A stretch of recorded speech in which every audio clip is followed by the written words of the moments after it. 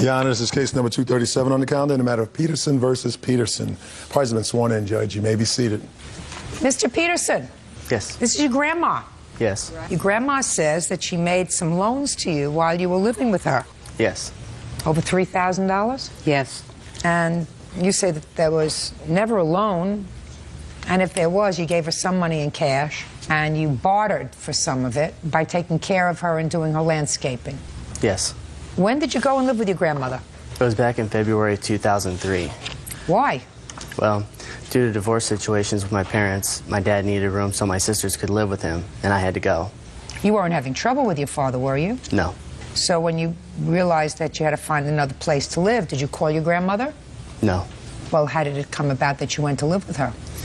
I went on my own, and I was in my car for a little bit. You were in your car? Yes. Why were you in your car?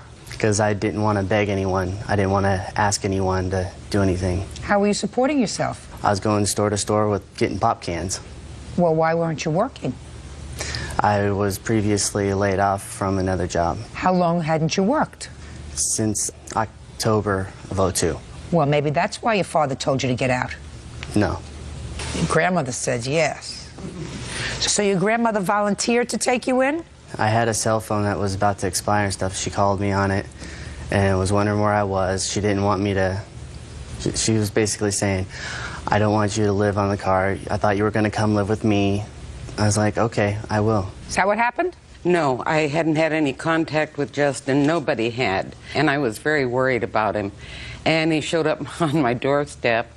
I just accepted that he would come and stay with me. Now tell me about these loans that you claim you made to your grandson. Okay, he got a job through some friends of mine. Great. Starting when? I'm not positive. February 5th. Great. So practically right away? Yes. It was before I moved in. Go ahead. No, you already lived with me, Justin. Anyway, he owed quite a few bills. His car needed work. He was driving without a license, without insurance, and he was picked up once that I know of and his car taken away, and I think they took him away too, and his father got him out.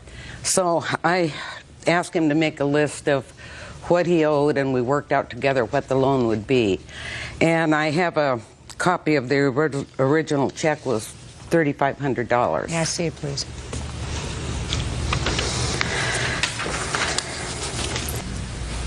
So he sat down and made a list of what all of his bills were. Yes. And we supposedly paid off everything he owed. So that was in July of 2003. You paid off all your debts. Yeah, that I knew of. Great. How much did you pay back? I started paying small increments. Work was starting to get unstable. There was one time where I had a layoff period of 6 weeks. And what did you do during that 6-week period?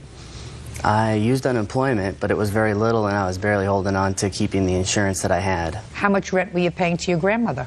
$200 a month. Is that right?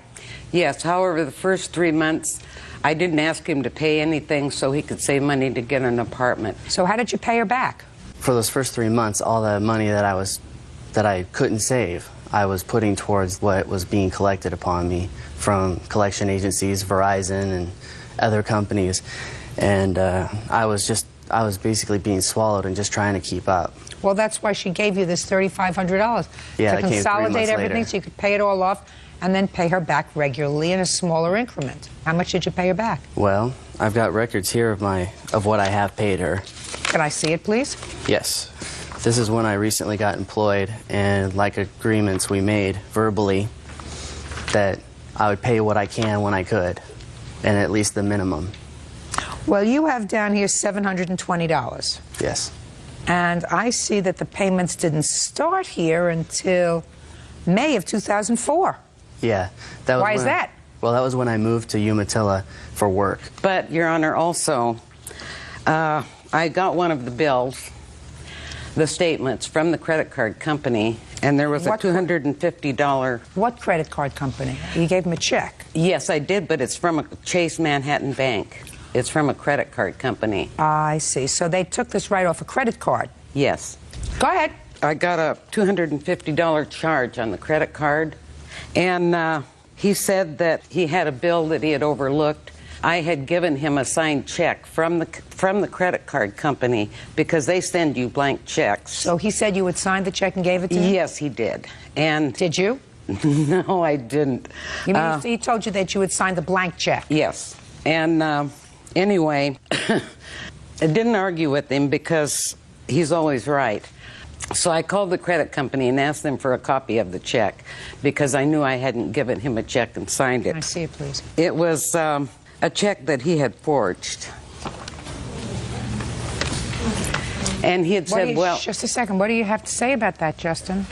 I'd gotten a notice from Verizon for my cell phone that had expired, and I had $350 still left in the bank, and I needed a little extra to do that. I called her on the phone. She was kind of slurring her words, which I figured she'd been drinking, and she said, okay. So she is correct that you forged her name to the check. I signed it, yes. You forged her name to the check. Yes, I signed it. She didn't turn you in, did she? No. When did you tell your grandmother exactly how much you wrote out this check for? Afterwards, she confronted me about it later. I figured she already knew because I'd called her. And when did you she leave got your grandmother's house? Late January, early February of 2004. Tell me about that. She was in Palm Springs, and we were having troubles. Every time I'd come home, it was Justin, Justin, Justin, Justin, and I'm just trying to get by. Justin, Justin, Justin, Justin, what? She would confront me about, you need to do more, you need to do more, you need to pay more, and it's like, I'm trying. And what we agreed upon was making at least the minimum as long as there wasn't a negative mark. Well, you hadn't paid anything, Justin. You showed me what you paid. You hadn't been paying anything. Not a minimum, not anything, for months. I had also done work for her, which she agreed upon. So tell me about that, Justin. Well, she was complaining about the lawn. I offered, you know, Grandma, since I'm not able to get you as much, I could do the lawn for you. I could have it done in one day. Try not to look at the walls, Justin. Try to look at me when you're testifying. I'm just recalling, Your Honor. Well, try to recall while you're looking at me. Okay. Well, I was trying to find ways. No, you're right. Are you cross-eyed? No. Then look at me. I was trying to get the balance covered and stuff, and I knew I was getting close to missing more. And I went to Right here, I went Justin. to a friend. I was just overlooking this. You don't have to look at anything. Tell the truth. You should be able to remember it. I am. Okay. And I went and purchased a bunch of sod. My buddy had come over too, Chris. What month was this in, Justin? I don't remember the exact month. Well, I it was would like you July to- or August Of what year? of 03. I want you to think about whether it was July or August of 03. I just remember it was a really hot day. And what you're telling me, Justin, is you had fallen behind in the payments. I was coming close to, yes. But previous to that, you had made the payments. Yes. How many payments had you made previous to that? Well, I'd given her bigger amounts of money, like 200, 250. One time she wrote, well, I gave her the checks. And So I that told was her- before you Yeah. were doing the landscaping. Yes. All right, now let me explain something to you, Justin, my dear. According to what you just said to me, and I want to make sure that I'm getting this right, Officer Burt, Justin says that he did some work for his grandmother in order to pay off his debt to her. Some landscaping work in July or August of 2003. He said that previous to that, he had been up to date in his payments. That's what you said. Yes. That's what he said. My problem with that, Officer Burt, could you just take a look at this check and tell me the date of the check of his grandmother's for $3,500? 7/10/2003. So what you're telling me, Justin, is before your grandmother gave you this check for $3,500 in mid-July of 2003, you started paying the credit card company back? Is that what you're telling me? I made a plural mistake, yes. You made a big mistake! Because you may be trying to get over on me that something's wrong with your grandmother's mind, but I got news for you. Nothing is wrong with mine, and certainly nothing is wrong with Officer Petrie Hawkins Bird. So when somebody lends you money and someone extends themselves, puts money on a credit card so that you can have a clean slate, because that's what your grandmother did, you don't turn around and kick them in the behind by standing there and telling a whole bunch of lies. Do I make myself clear? Yes. Judgment for the plaintiff in the amount of $3,200. That's all. Get out. Parties are excused. You may step out. I'm I'm not mad at my grandson. I'm hoping this will help him to mature and be responsible for himself. I tried being good with my grandma. I did have problems. The world doesn't owe you a living. You've got to pay your way. Trying to look like a saint who got screwed. I hope that it helps him to mature and be responsible for himself. And now the next case. All parties in the matter of Perry versus Bartle, step forward. Homemaker Lynn Perry is suing Travis and Michelle Bartle for the cost of vet bills. Lynn says Michelle's 12-year-old son, Matthew Fry, beat on her cat with a stick. Miss Perry, Mr. and Mrs. Bartle's son injured your cat with a stick. And you want them to pay the vet bills.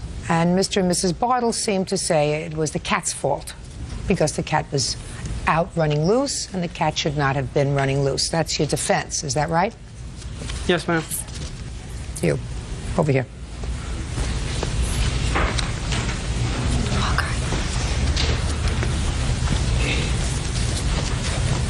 Have a seat up here, okay?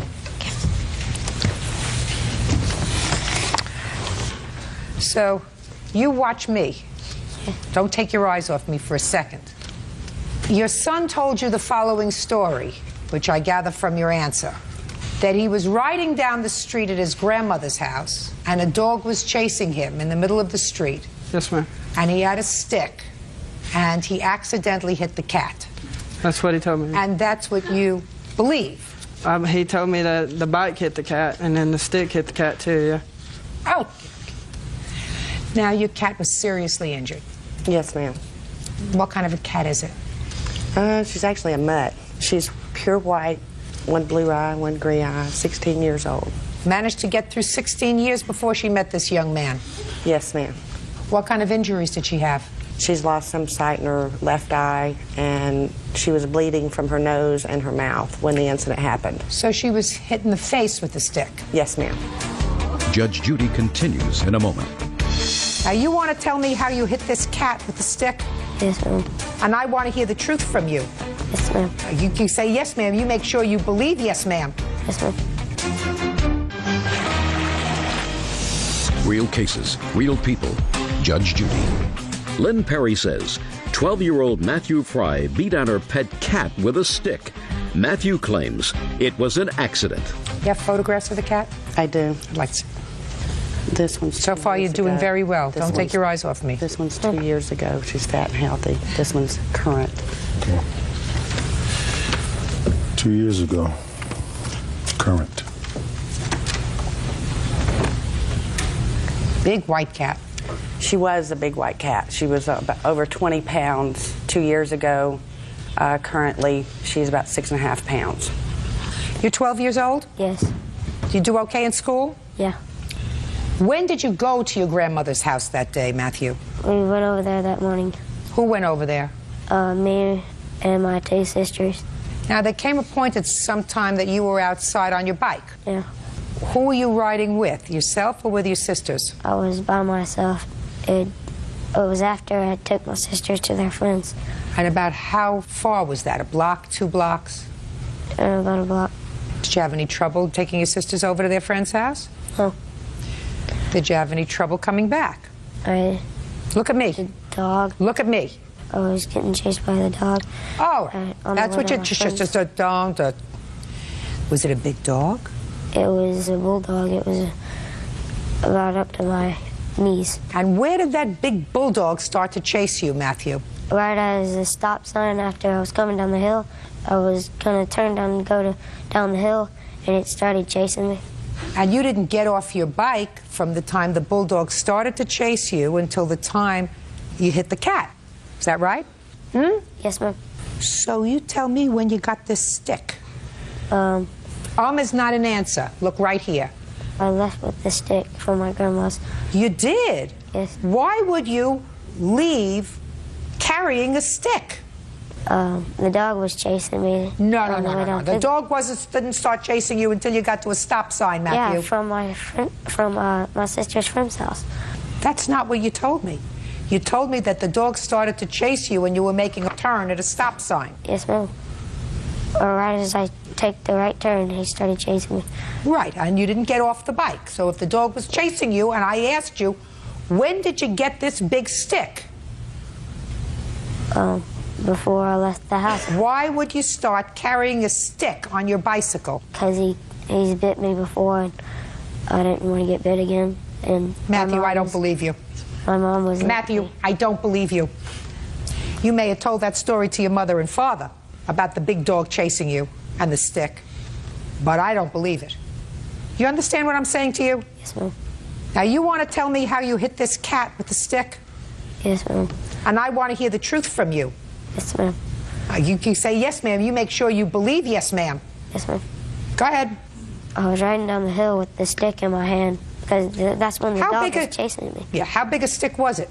It was a broomstick. A broomstick? Broke in half. Go ahead. I was riding down through there, and I was looking back. That's the time that the dog was chasing me. And I kept on looking back, and he wasn't there. And I turned around. I didn't know what it was until I hit it. And I saw that it was a cat. I really didn't mean to, but so. I still don't know how it got hit in the face with the stick.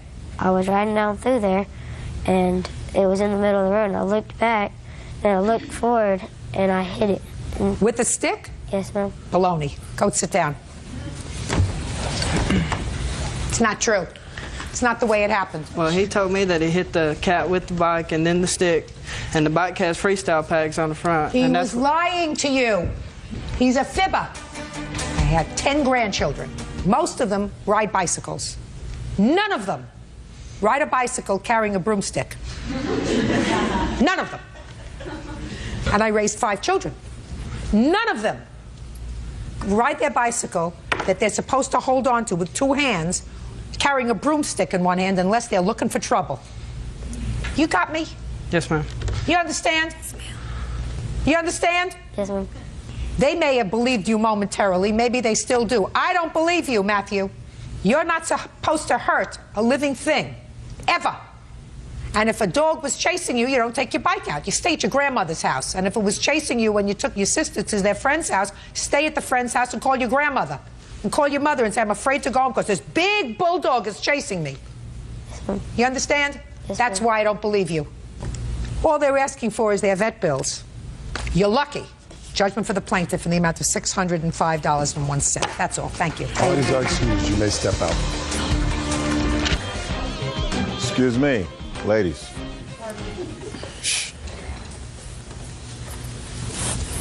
Your Honor, this is case number 519 on the calendar in the matter of Vadvilovich versus Cash. Parties have been sworn in, Judge. You're welcome. You may be seated. Folks, have a seat, please. Ms. Vadvilovich, the defendant is your former boyfriend. You say he owes you money for a car down payment and a cruise. He says he doesn't owe you any money. As a matter of fact, you owe him money. You damaged his car. You had a hissy fit. You had an accident with a car that he's being held liable for it. So after a very short relationship, each of you claimed the other owes them in excess of $5,000. So let's start with you. When did you first meet him, and when did you make the first loan? I first met Mr. Cash the end of January of 2004. And when did you make the first loan, and what was it for? The first loan was made at the end of February for down payment on his, I believe it's an 01 Chevrolet Corvette Z06. So you met him in January? Yes. February, he gave him money? Correct. That was pretty stupid. Yes, it was. Tell me about how that came about. We both had a mutual love of vehicles, of cars, and he had talked about his ultimate dream car was a yellow Corvette. And he called me one day and he said, oh my God, there's one at a dealership. It's a used car. It's a great deal, blah, blah, blah. And just was in a lather about it. And he wanted to borrow the money. And he convinced me that it was a good deal. He was in a panic that this car was going to go. He said somebody else was looking at the vehicle and he needed the money right away, and so on and so on. So I went down to the dealership and I wrote a check to the agency with the understanding that it was a loan. Just a second. Don't tell me what the understanding. You wrote a check for how much? $4,000. And what did Mr. Cash tell you with regard to repaying this money? He was supposed to... Now, what did he say? He said that he would pay it back eventually. We were in a relationship. He had me convinced that he was a good guy. Basically, what I found is that he was a predator. I found him, at that time, the $4,000, and he says, "Listen to me," and he said to you, "I'll pay you back eventually." That was in February of 2004. Correct. Between February 2004 and July 2004, did he make any payments on the $4,000? No. So then, in July of 2004, tell me what you did. In July of 2004, we were at the auto club. He didn't have an auto club membership. He had just been canceled off of his ex-girlfriend's membership. And so at the time we were at the auto club, they were also had billboards about cruises. And he's like, "Oh, it would be so great to go on a cruise," and convinced me to go on a cruise, and let's put a down payment on a cruise. And instead of doing the inexpensive cruise, he wanted to go to the 7-day Mexican Riviera cruise. And at that point, he put $500 on his credit card. Well, it's an ATM credit card. And then I gave him a check for that amount to cover the down payment. You have your canceled check to him for that? Yes. I'd like to see it. It was bundled into this. He borrowed the full amount. It was bundled. Is there any reason why you didn't list these other amounts as loans in your complaint? Well, if I were to actually total up everything that I loaned Mr. Cash over the 8 months that we were together, it's in excess of $20,000. Do you have the checks to show? Yes. Just give me some examples, please. I paid his mortgage twice. Let's see, I paid for, the ones that are written to the DMV are actually for, he would convince me, oh, I left my checkbook at home when we went to the DMV, and he had to go and register all his vehicles. This is the check for the balance of the cruise that he deposited, and he proceeded to say that his mom was very, very ill. The very next day, he cancels the cruise, keeps the money, and buys an air conditioner for his friend's house because he's in a wannabe rock band. And to go no further. Okay. Mr. Cash. Yes, Your Honor. What was all this money for, sir? The money was basically, we agreed in approximately of February of 2004, I was going to purchase a Corvette. She actually offered to make the down payment for the Corvette for me. I'm talking about all this money, sir. All the money in total? I'm talking about all this money. Sure, absolutely. Okay. Thousands and thousands and thousands of dollars. Basically, she bought a Mustang from me, a Ford Mustang, and then had me customize the Ford Mustang, because customizing cars is my hobby. Just a second. She bought a Ford Mustang when? On approximately March 19th of 04. March of 2004. Correct. At that time, you already owed her a considerable amount of money. No, Your Honor.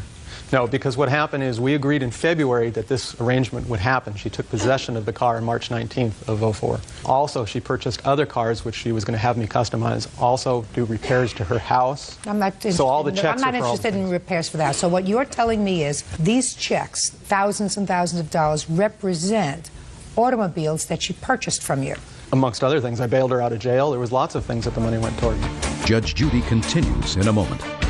I have an estimate for... Don't give me an estimate. I'm not interested in an estimate. Those are the What do you think, I'm stupid? Real cases, real people. Judge Judy.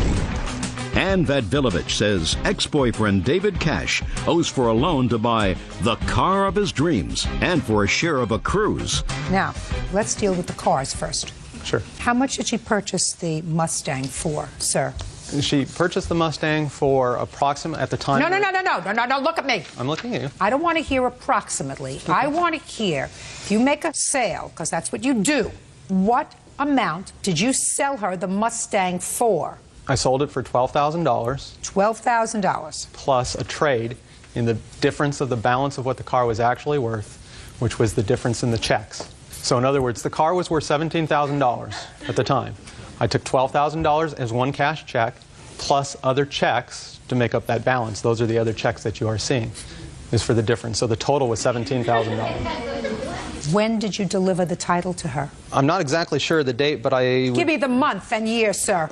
Oh, I have the exact date, I'm sorry. Because she had an accident the same day. It was March 19th. It was the same day. That was March 19th that she took. Then I assume she had paid for the car. Not in full. How much did she owe?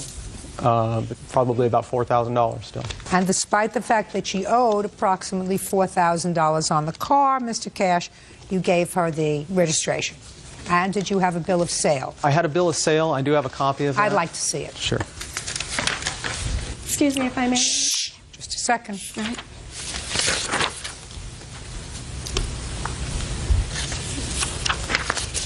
And, Your Honor, I also have the receipt. Shh. This says the car was purchased for $12,000, sir, on March 19th. Correct. That's what this says. Correct. According to you, she paid off that amount. The only thing she didn't pay off as of March 19th was $4,000. That's what you say. That's what you just told me. Is that correct, sir? That is what I just told you, yes. And I assume you wouldn't tell that to me unless it was true. Is that right? That's correct. The difference I'm is speaking. the agreement. Sorry?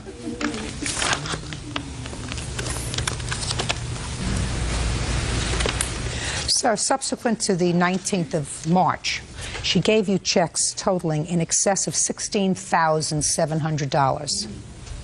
It's possible. I don't know. I don't know the amount of the check. Well, that's what I'm telling you. I've examined the endorsements on each of those checks, sir. And that doesn't even include the registration for some cars that she made out to DMV. I'm talking about just the checks made out to you and or cashed by you, made out to cash. That's almost $17,000, sir. So you want to explain that to me? And I don't want to hear anything about working around the house. Did you sell her any other property that you have a bill of sale for? Yeah, Show me. I did. Okay. Show me. What I have done for 2 cars, I have the receipts that I paid for the merchandise, for the carts that she bought for the Jeep, which was part of the arrangement. I also have receipts for the Ford Mustang, for all the customizing work and parts I bought, the shipping for the parts, many of those items on that. Good. Let's take the Mustang. I want you to go over all those bills, and I want you to give me an idea, Mr. Cash, of how much you spent on customizing this car for the plaintiff. I have one receipt right here for $1,664. $1,664. Good. Correct. What's next? I have another receipt for $274.27. Go ahead. $136. Go ahead. And I have an estimate. Don't give me an estimate. I'm not interested in an estimate. Those are the What do only- you think, I'm stupid? Those are the only receipts that I have. Giving you the benefit of all doubt, sir, that's $2,000. What are we doing with the other $15,000, sir? Well, there. Well is not an answer. Yes, ma'am. Show me a bill of sale or bills. I have You kept some. receipts for the Jeep. Who owns the Jeep? She owns the Jeep. How much are the bills on the Jeep? This one is $11.50. $11. Shh, please. This one is $534.97. Okay. This one's $45. Go ahead. $240.22. Go ahead. $45.52. Go ahead. $111.32. $27.04. $138.53. $100. $46.54. Go ahead. $117.98. $2.15. Go ahead. Those are the only receipts that I kept. So I that have. amounts to, and my quick math would, you're looking at it, say it's another $1,500. On the Mustang, I'm giving you the benefit of every doubt, sir. We have $2,000, $3,500, $16,700 minus $3,500 equals $13,200. You have any other bills that you want to attribute to her other than work you did around the house, sir? The answer is either yes or no. We have items that the checks went for trips that we shared. No, I don't want to hear that. Okay. No. And I have a receipt for when I had bailed her out of jail on an arrest she had. Okay, good. How much did it cost you to bail her out, sir? It was $3,000. Equals $10,200. I also paid on my credit card kennel fees for when her. I'm not interested in that. But that was part I'm of the not money. interested in kennel fees. Now, from that $10,200, I'm also giving you the benefit of every doubt, sir. I'm taking off $4,000 that you say she still owed you on the car, right? $6,200, giving you benefit of the doubt for every single thing that you say. So, what else? The rest was for the labor to get the things on the cars done, and for labor that I've done around the house for her, for repairing $2,000. Forget labor.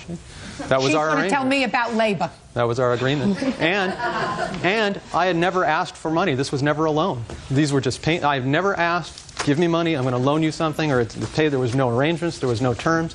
This was entirely, if something was done, here's a check for it. Everything was great until all of a sudden she was upset that she couldn't be with me in a relationship. When that one happened, she got upset. She started breaking into my house. I have police reports that attest to that. I have audio tape that attests to the problems that went on like that. And part of my suit is where she drove into my car in retaliation and damaged the car. No, That's the a major separate part issue. of your counterclaim is that she had an accident in the Mustang before you gave her title to the car. No, it was the day. She had the accident the day that she took possession of the car, Your Honor. That's one part of it. The other part was my vet. She actually drove into the back of the car on purpose in the driveway. No, I'm not talking about that yet, sir. Sure. I'm talking about your counterclaim is for $5,000. You say that she tried to get entrance to your house. That was $200, and it'll cost another $1,500 to fix your Corvette, but you're suing her for $5,000, and that is because you say she had an accident in the Mustang, and you're being held liable for that. That's correct. Didn't you have insurance on the Mustang? No, because I was not operating the car prior to giving her Well, possession. that's your problem, sir. Well, that is, listen to me. That's your problem. She can't get insurance. She had no insurable interest in the car until you turned over the title to her. So, what else? Let's see what else we have.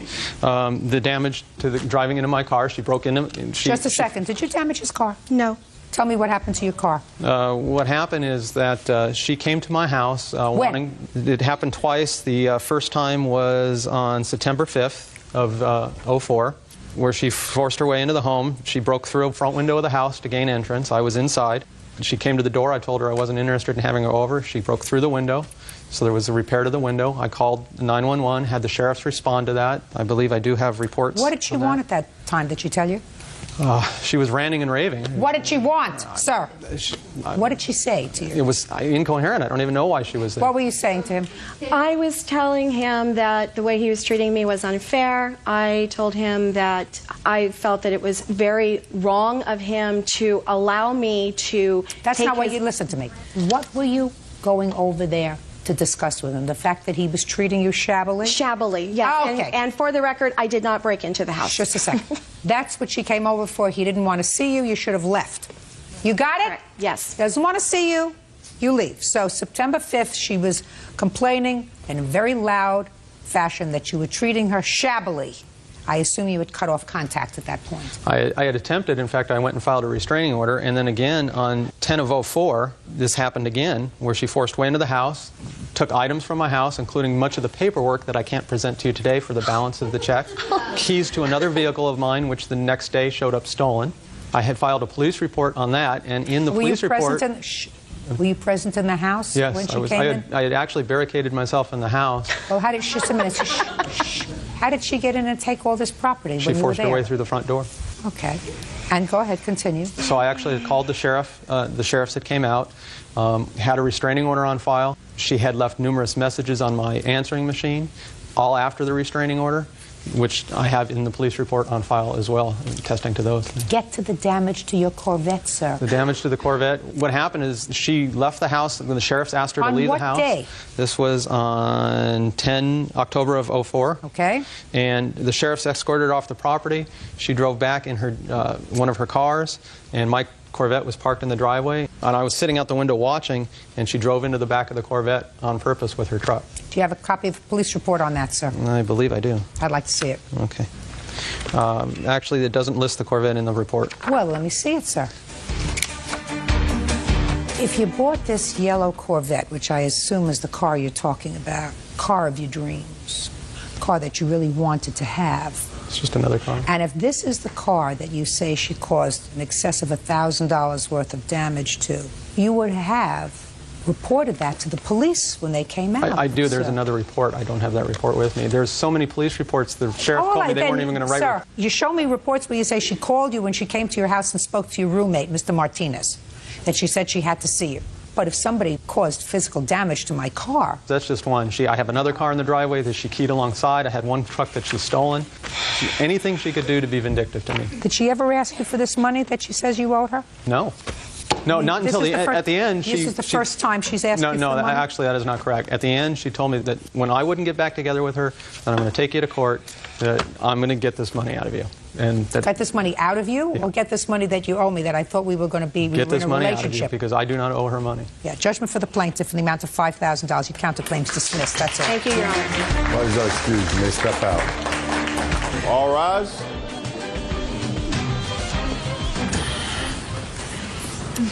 Yeah, this is case number 554 on the calendar in the matter of Suplee versus Starr. Parties have been sworn in. You may be seated. Gentlemen, have a seat, please. Mrs. Suplee, the defendant used to be your son's girlfriend. Yes. Son? Yes. And she lived in your home for a while, according to what I read in your complaint, or stayed there? Yes. And she also had a drug problem. You didn't know that, I assume, at the time. I was not aware of that. Your complaint alleges that over a period of time, the defendant stole items from your home and pawned them. That's correct. You managed to get some of the things back. That's correct. 2 items you did not, a bracelet and a video camera. That's you want her correct. to pay for those things. Ms. Starr says that she took care of everything she stole. She got it back for you. She doesn't know anything about this bracelet or the video camera. That's your defense. That's right. What kind of drugs were you addicted to, Ms. Starr? Prescription Xanax.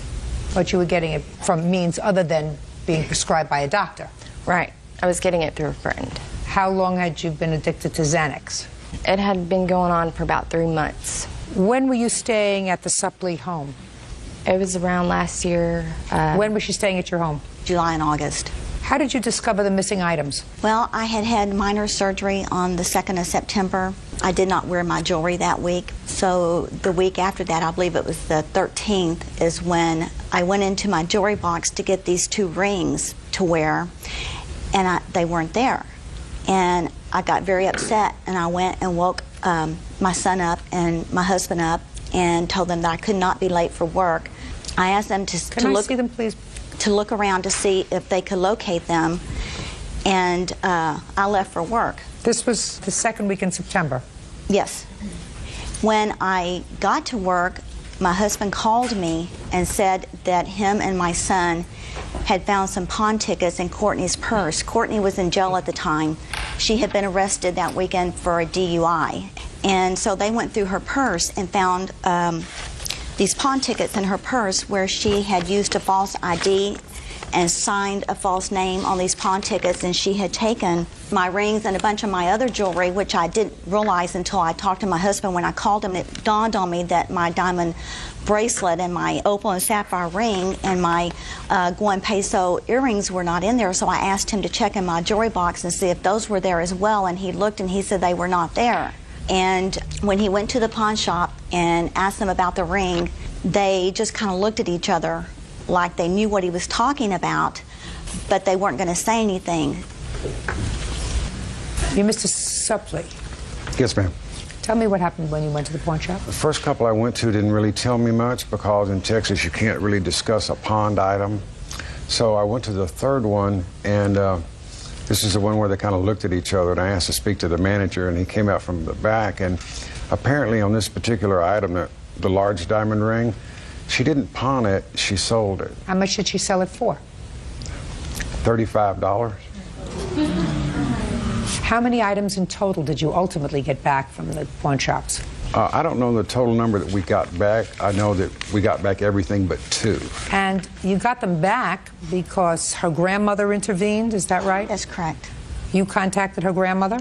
Well, actually, I called her mother, and I told her mother that we were going to file charges against her for taking these items, and her mother said that she had kicked her out of the house and to do whatever we had to do.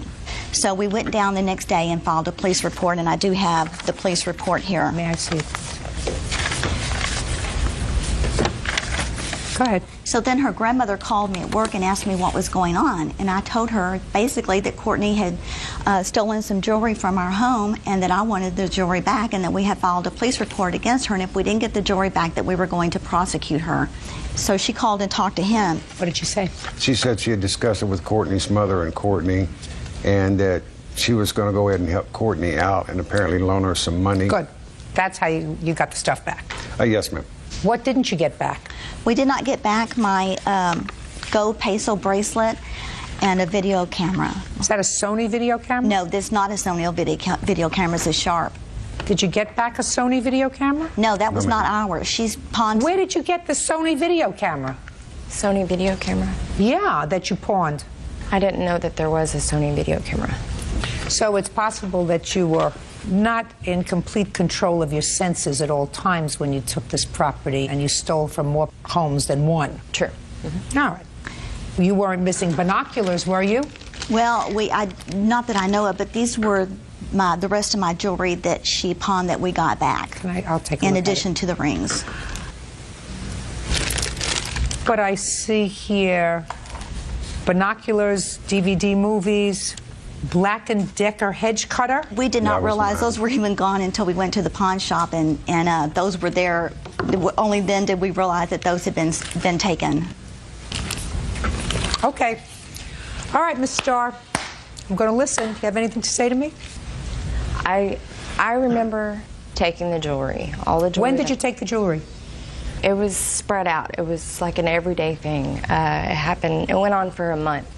So you mean each day you would go and take something else? Mm-hmm. Just so I could go get more Xanax.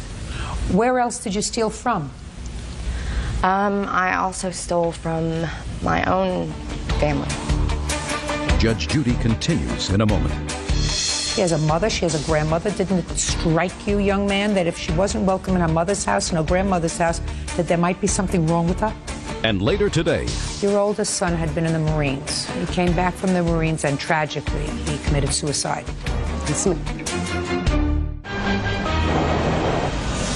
real cases, real people. Judge Judy. Gwendolyn Suplee says her son's ex-girlfriend, Courtney Starr, stole her jewelry and video camera and pawned them for drugs. How much is the gold bracelet worth? The gold bracelet we bought 15 years ago when we went on a trip to Cancun. So since it was 15 years ago, I do not have a receipt for it, but it was $650. I have pictures of me wearing it. Can I see it, please? Yes. What's the son's name? James. James, you're going to take your father's place, please.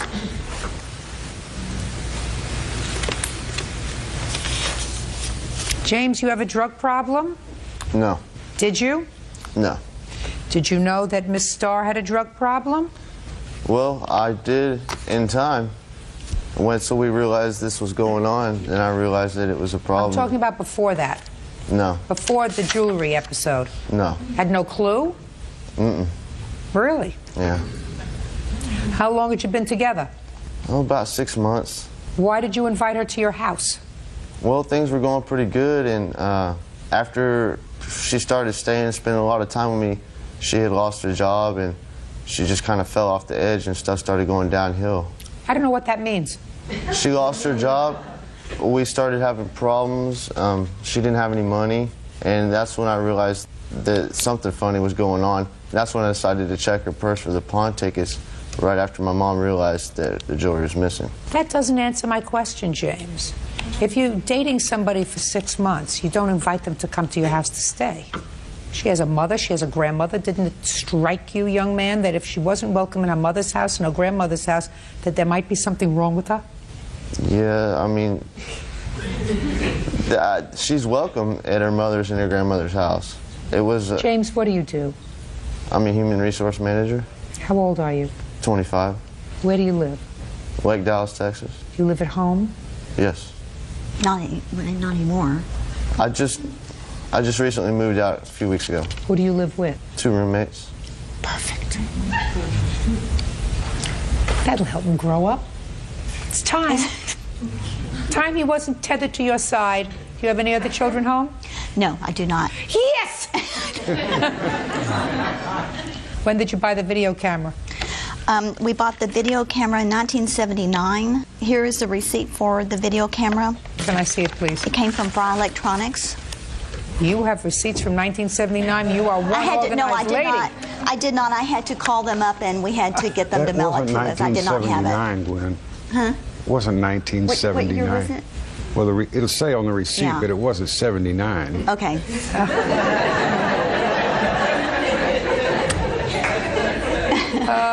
$382, is that it?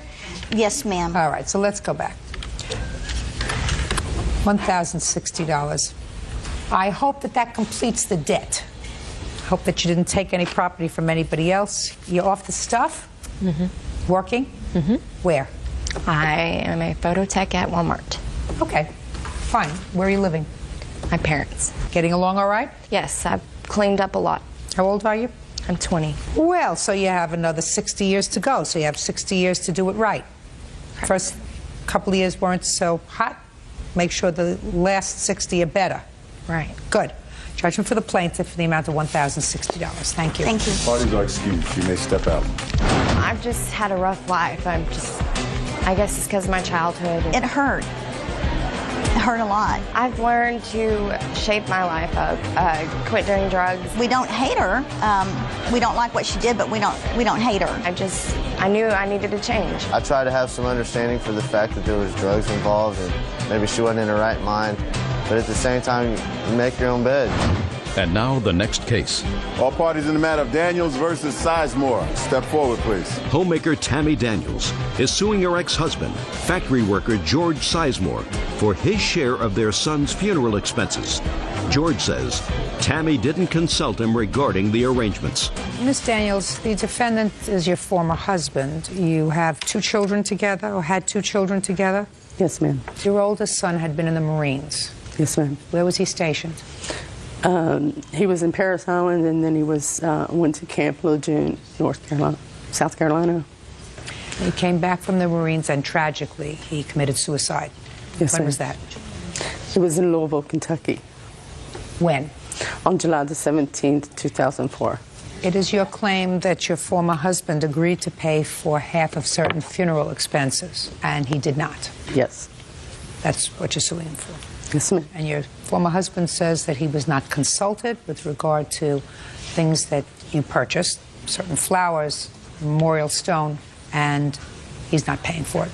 Yes, sir, ma'am. Okay. When did you make the arrangement, Mrs. Daniels, with Mr. Sizemore to pay certain of the funeral expenses? My son died on July the 17th.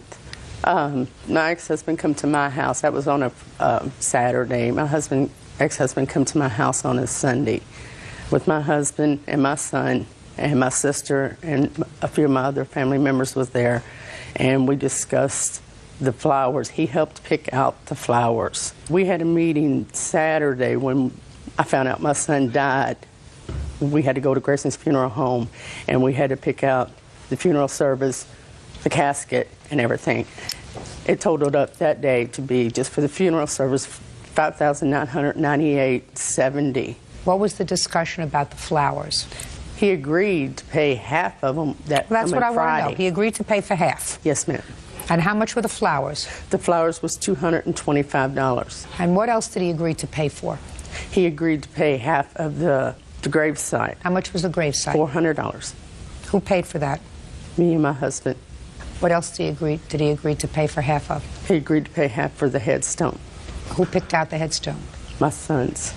Did Mr. Sizemore have any input in the headstone? Yes, I called him that Saturday morning when we were going to look for the headstone and asked him if him and Mary would meet us up at the monument, and he said that he couldn't make it.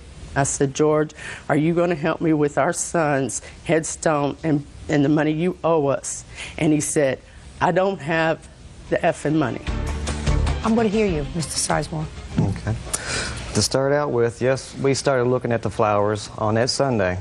You know, Okay. I did agree to pay half of the flowers for the flowers. As far as the gravesite went, yes, the funeral director did say it was going to be an additional $400.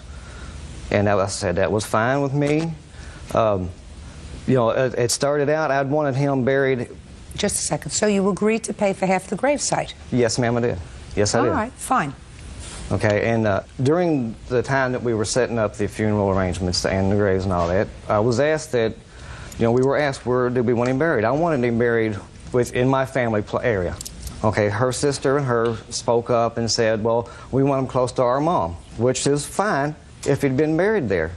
My son is buried in a public cemetery by himself.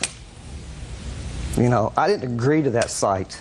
Why is that, Ms. Daniels? My son is buried where the spots was open, and it's right down from my mom. And just a minute. Is there any reason why, if he wasn't buried in the same plot as your family, that he wasn't buried in Mr. Sizemore's family's plot? He lives about 6 miles from where we live. He has to come through Charlestown to go to Otisco. He goes by my son's grave every day. That was right there where everybody could go and visit my son. Okay, fine, that's a reason. That's a reason. Okay, so far, Mr. Sizemore, I see that you owe your former wife $312 for the expenses that you agreed to pay half for and did not. I don't know about the tombstone because I haven't heard an agreement to pay for half of that. As far as the headstone goes, they called and asked me about, meeting and getting it. And I told them that the only requirement that I actually asked for on that is that it be black granite. Time prior, before my son passed away, we talked about things like that because, I'm getting older. And he's always telling me, How old are you?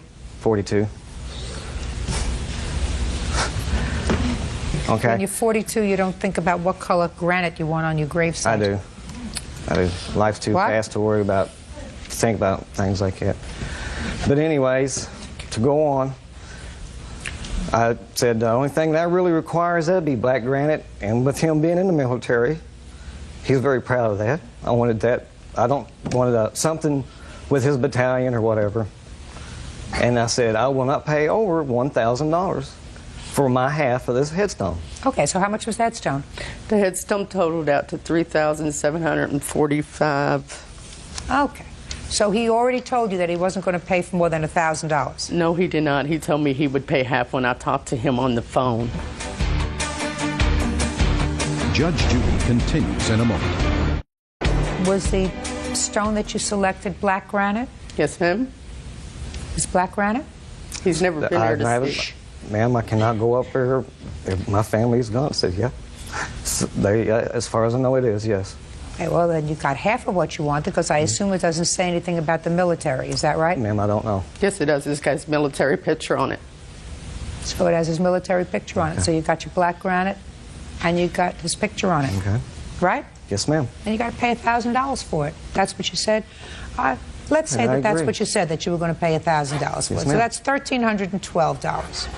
Look, Miss Daniels, when somebody dies prematurely like this, anger is a much easier emotion to deal with than loss and sorrow.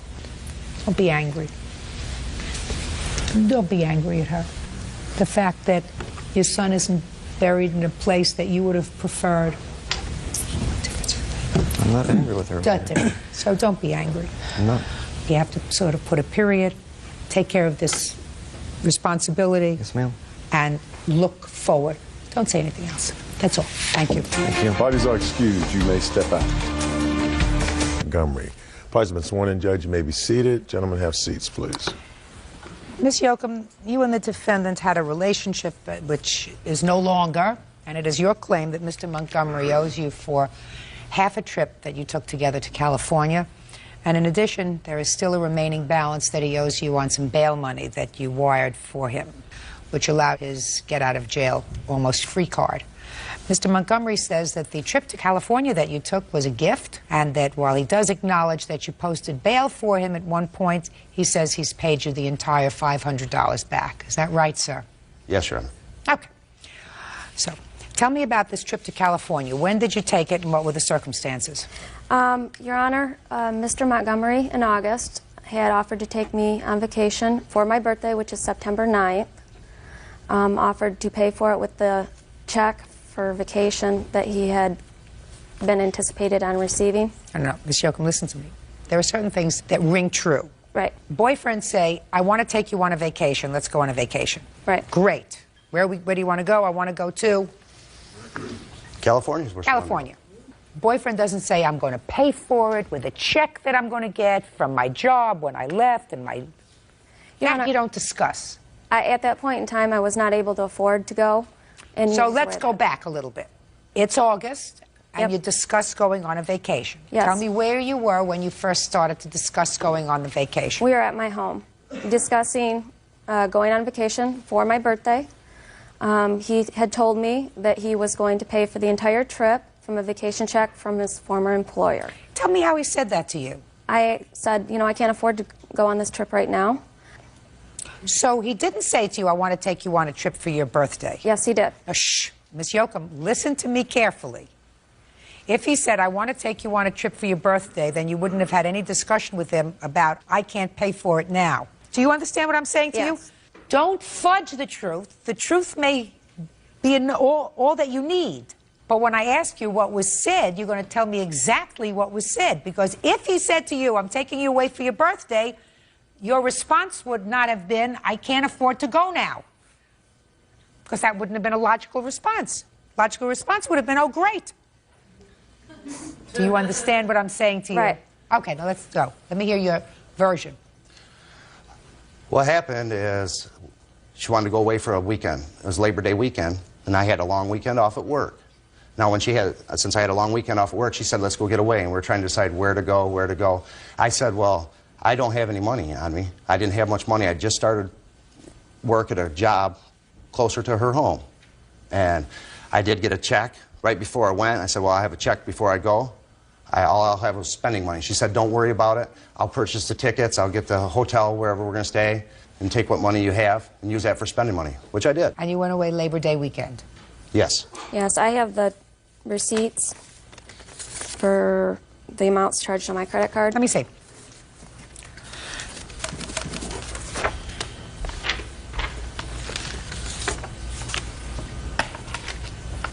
What's Tiffany & Company? Jewelry store. I know what it is. What'd you buy there? I bought a necklace. For who? Me. Well, why is that here? I just highlighted everything because he had told me he was taking me and he would pay for everything.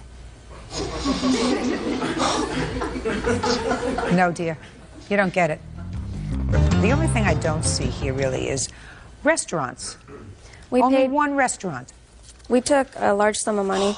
I withdrew over $500. He had the $400 from his check, and then an additional $200 that I withdrew from my ATM. Okay, just a minute. So he had $400 that he took with him? Yes. That he spent? And I also have money that I took. I didn't feel that he should pay for, you know, if I wanted any, like, souvenirs. Necklaces. Shh. Okay. Mr. Montgomery, when you came back from this vacation, were you working, sir? Yes. What kind of job were you working at? I was at a car dealership. So why didn't you start paying her for at least part of this trip, your airline tickets and I the sure rental did. car? Every paycheck I got, I gave her $300 here, $400 there. I gave her plenty of money. Were you living together? Yes, we were. How long did you live together? 5 months. Oh, Is that right? August 5th. I do have a record of every time. Just tell me how long you lived together. August 5th. To when? Or, I'm sorry, about August 5th to December 5th. Okay. And he would give you money every month? Or every week from his paycheck? He gave me a little bit here and there. I have wrote down every amount that he's ever given me. Let me see it. Bert. And I gave it to him when... Let me see it. What, I missed something. I missed something. Oh, yes. What did I miss? What did he say? A couple of months, 3, but like that? What did he do? No, I really want to know. Okay. It was 5, but I only have, I forgot. I only got 4 fingers on his hand. His right hand. So, and then he switched up, and it was... I know I missed something. It was a moment. All right, let's get to the bail. Oh. Why were you arrested, sir? From a previous relationship, a crazy ex-girlfriend. Going through some problems. It had nothing pertaining to do with us. So you were arrested on an assault charge or domestic violence? It was a home invasion charge. I have that right here if you'd like. When we got back from California, Could I take a look at it? she went and bought a wedding dress. She wanted to get married that soon. She went and purchased a wedding dress. Mr. Montgomery, I'm talking about your arrest. You're talking to me about wedding veils. Did these two things have anything to do with each other? No. Good. And if you thought that you were going to get me off track just because of my age, you are not going to be successful, sir. What was the date that you posted this bond? The date of the bond was, it was 3 days before Thanksgiving, right before Thanksgiving. Like November, a week before, sir, and you separated... It was in November, yes. November. You separated shortly thereafter in December. Yes, I was at work, and she came to my work at 8 o'clock at night in the freezing cold. Whatever. With all my belongings. With a wedding Here, dress. Go out. Okay. How much did he pay you back? He paid me $220. Okay. So far, I am satisfied that he owes you $280 for the bond. I'm not so sure about the trip.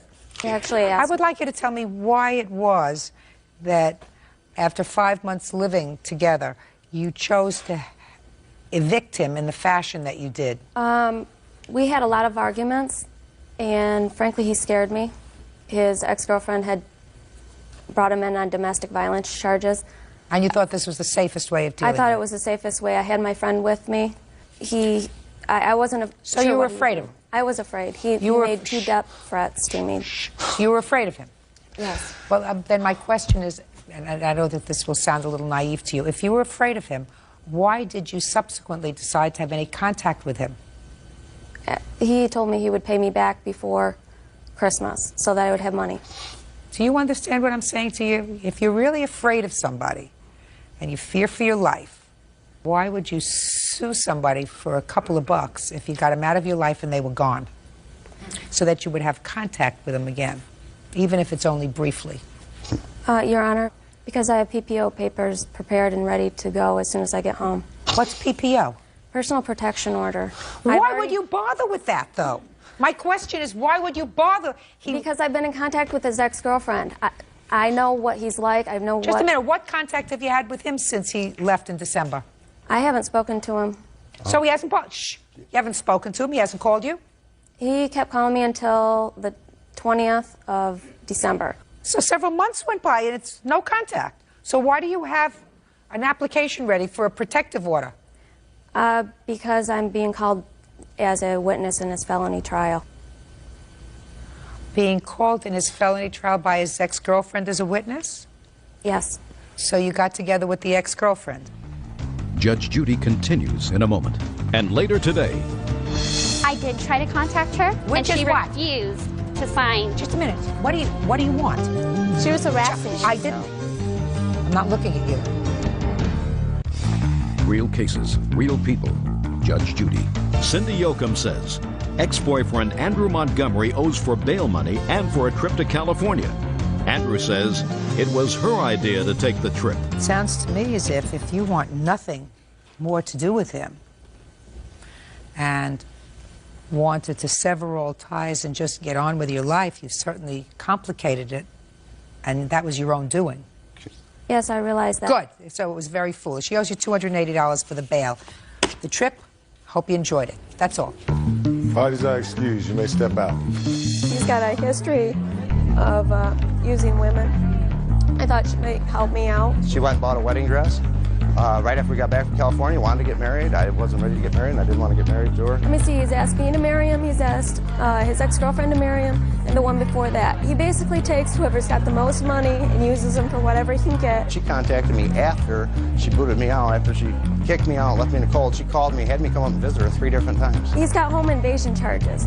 Why am I the person that is the bad person in this case? And now the next case. All parties in the matter of DeCuckoo versus Carr. Step forward, please. 19-year-old spa attendant Teresa DeCuckoo is suing her ex-roommate, 20-year-old spa attendant Carol Carr, for breaking a lease. Carol says she gave proper notice. According to your complaint, Mr. Cuckoo, you and the defendant leased an apartment together. You've been friends for a long time. You thought it would work out. After a couple of months, the defendant moved out.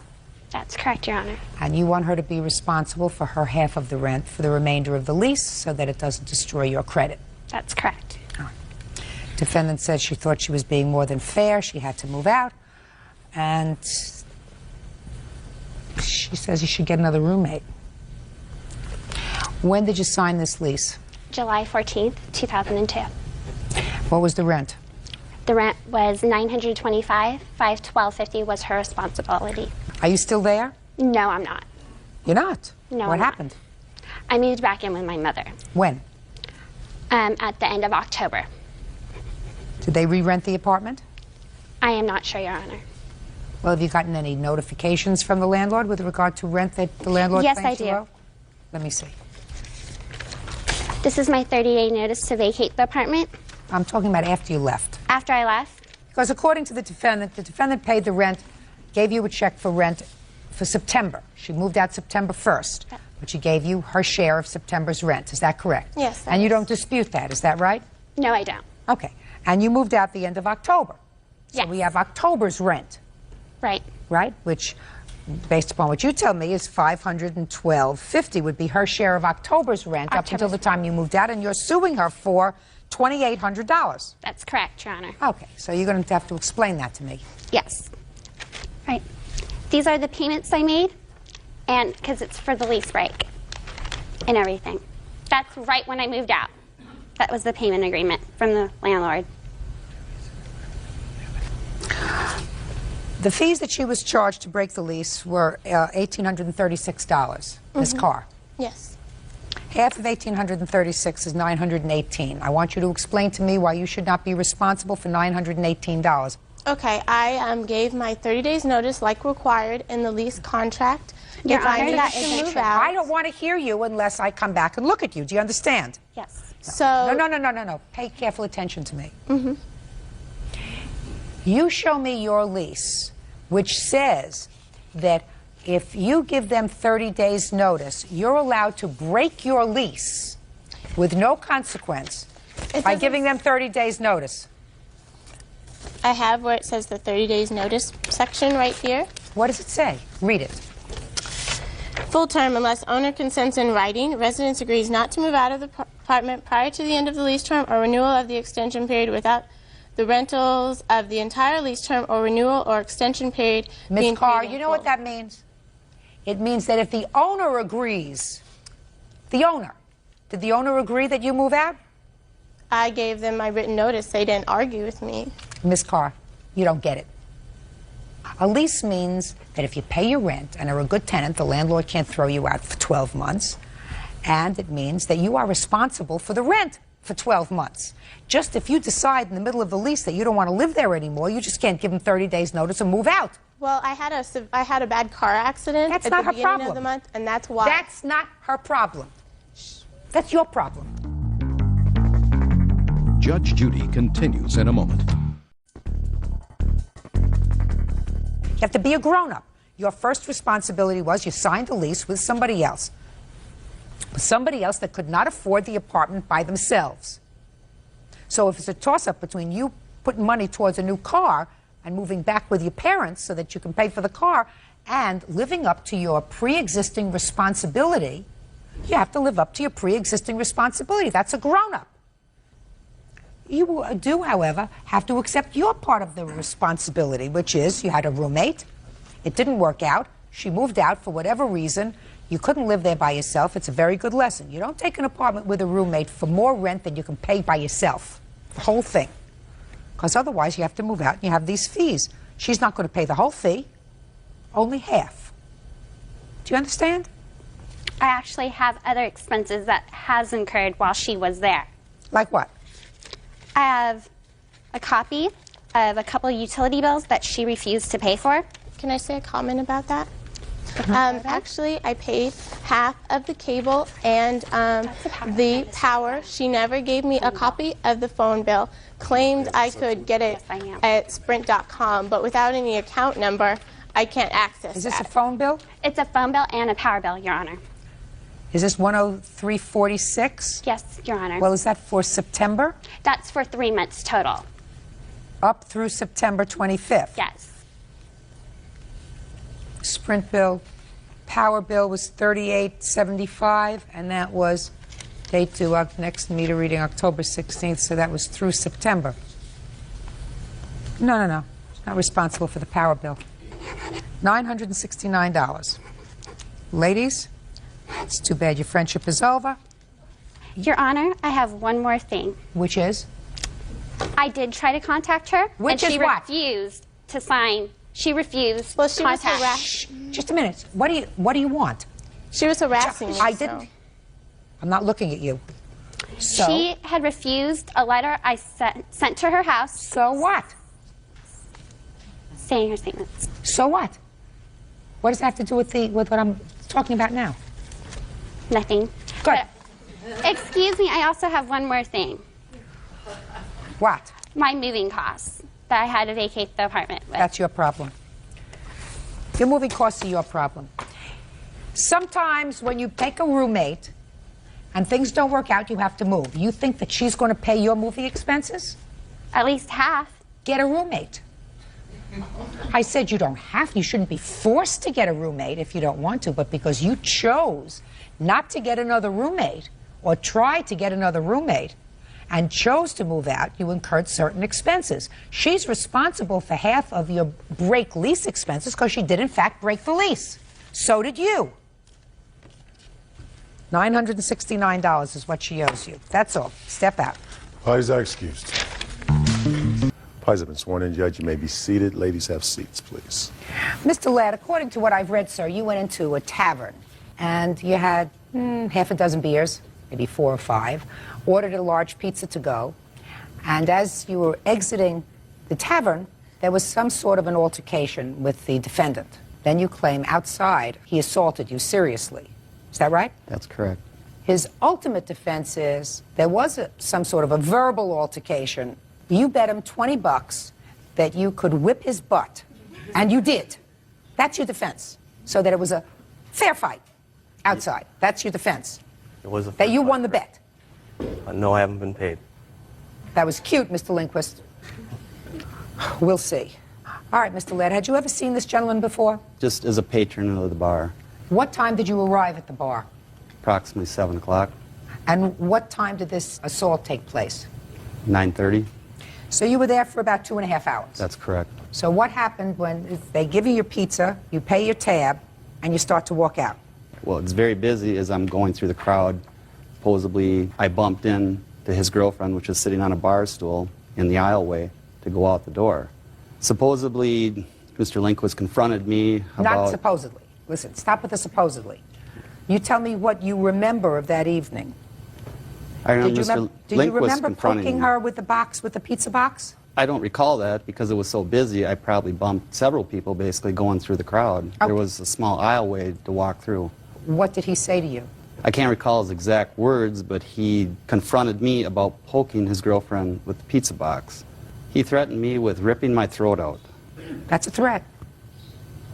Go ahead. At that point there, I exchanged words of the mouth, so I told him to back off, and there was some adjectives that were basically said. By you? Yes. Okay.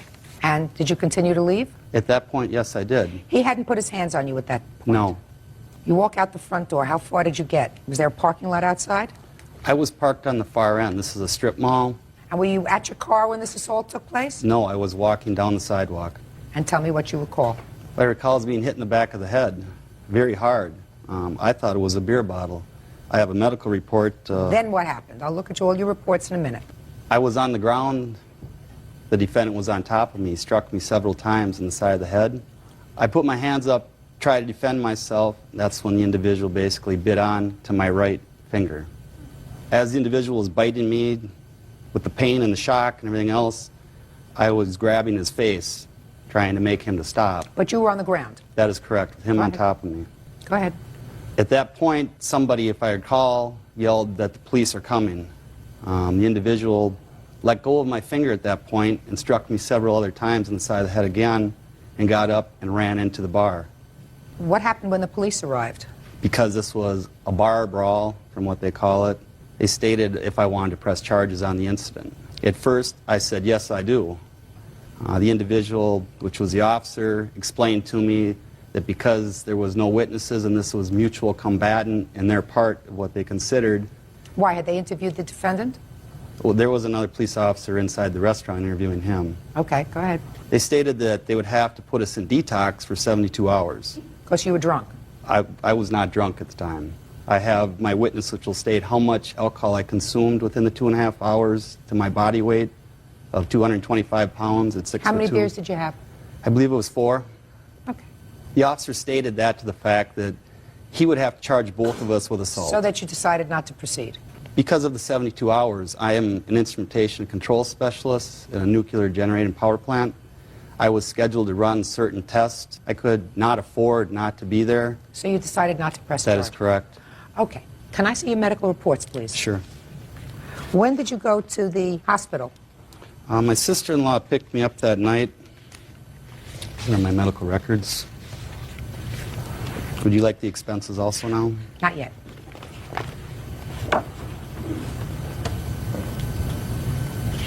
Did you get any police reports?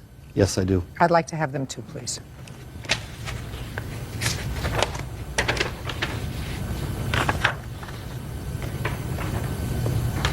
Thank you, Bert.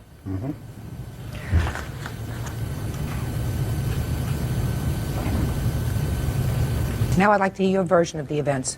Well, Mr. Ladd was walking out of the bar. What time did you arrive at the bar? 9 p.m. Your girlfriend was with you? Yes. Go ahead. I asked him, are you leaving so soon? And he had said yes, and unless Kathy will buy me a beer, as he had his pizza box and poked her in the back. And didn't like what he was doing, and I says for him to stop that. He made a foul-mouthed remark that I don't care to repeat. Well, repeat it. He said he effed her in the and not to worry about it. Right. And that's when I made the comment that I'll bet you 20 bucks that I'll take you outside and kick your butt. And he walked around the corner and stood where the waitresses stand and motioned me like, well, come on, are we going to do this? And I followed him around, and he walked down. Why did you do that? He's gone. He's leaving. He's motioning me and egging me on, and he had bet me. No. He didn't bet you. You bet him. Well, he agreed to the bet. Go ahead. Got out the door, walked down he walked down at least 50 feet. Right, so he's leaving. He's leaving. And his back is towards you. No. Well, his back has to be towards you, sir, unless he was walking backwards. No, he was making remarks. His back has to be towards you as he's walking, sir, He was turned sideways.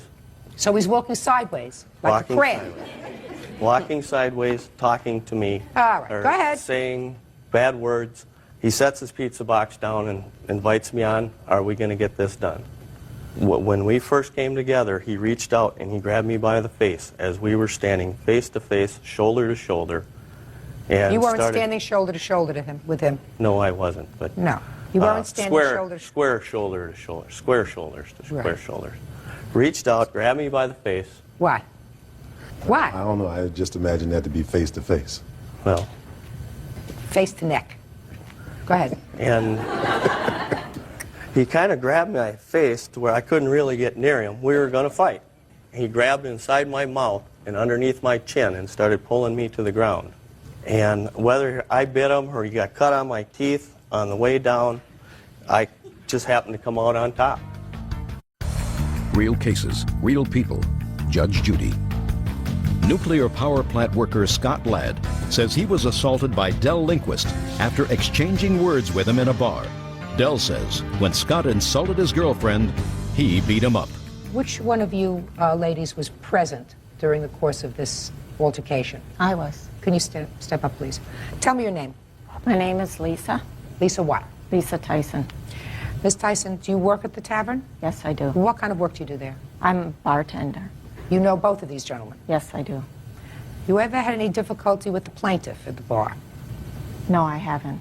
You ever had any problem with the defendant before at the bar? Yes, I have. I've witnessed him making verbal remarks to other customers that would talk to his girlfriend. Like what?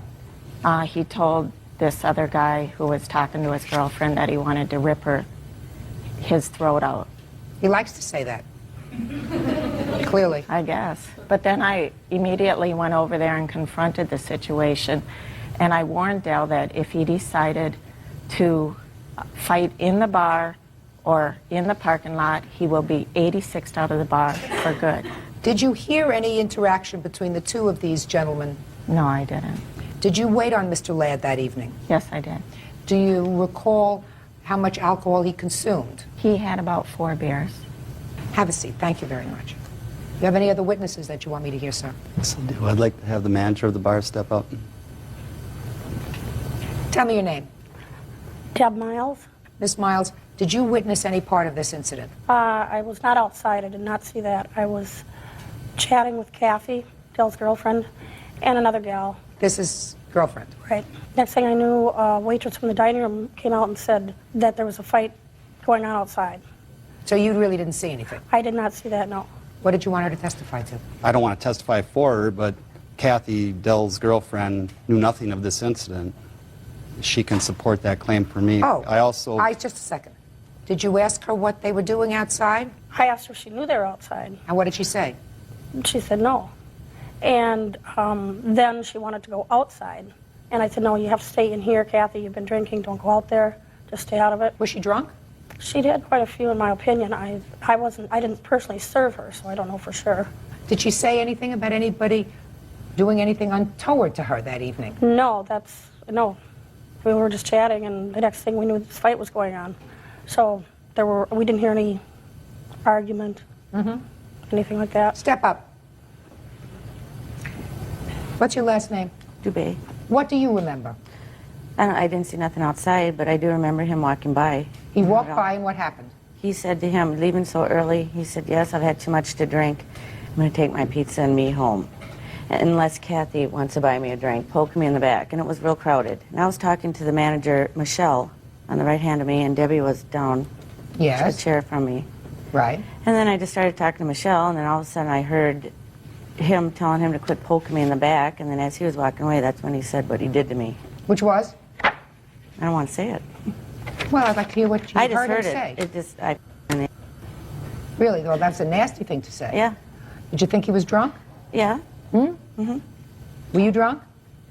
No, I probably had 3 beers. 3 beers in a half hour? 2. Maybe 3? I just got there. Well, maybe 3 beers in a half hour. And what about Mr. Lindquist? What did he have to drink? He probably had 2. Maybe 3. Well, the officer indicates that both suspects were intoxicated, and the effects of alcohol was very obvious on both of them. Can I make a comment related to that? Sure. After being struck in the head several times and with what I believe with a beer bottle. Did you see a beer bottle, by the way, when this altercation was over? I did not know. Okay. So it's possible that you were just hit on the back of the head with a fist. It's possible. That's possible. Doesn't make any difference. The medical records indicate that you were injured that evening. I don't want to interrupt you, but with the injury I sustained in my finger, and the shock and the trauma and everything that was going on, if the officer smelled alcohol on my breath, was established in 4 beers over a 2.5-hour period. Doesn't make any difference, sir. I have to believe, Mr. Ladd, that the defendant, without provocation, assaulted you, and without provocation, rendered you, because of your larger stature, rendered you sort of in a position where he could, in fact, assault you, which was somehow getting you to the ground, because you are a larger stature than he is, and that would be smart. Now, being smart would render you on the ground as a result of being either hit on the back of the head with a fist or with something else. Not the way Mr. Lindquist indicates, because the officer nowhere in his report, sir, indicates that you have any scratches or marks on your face. That's really surprising if this assault took place, Mr. Lindquist, the way you indicated. I have a police report that states that I have scratches. Let me see.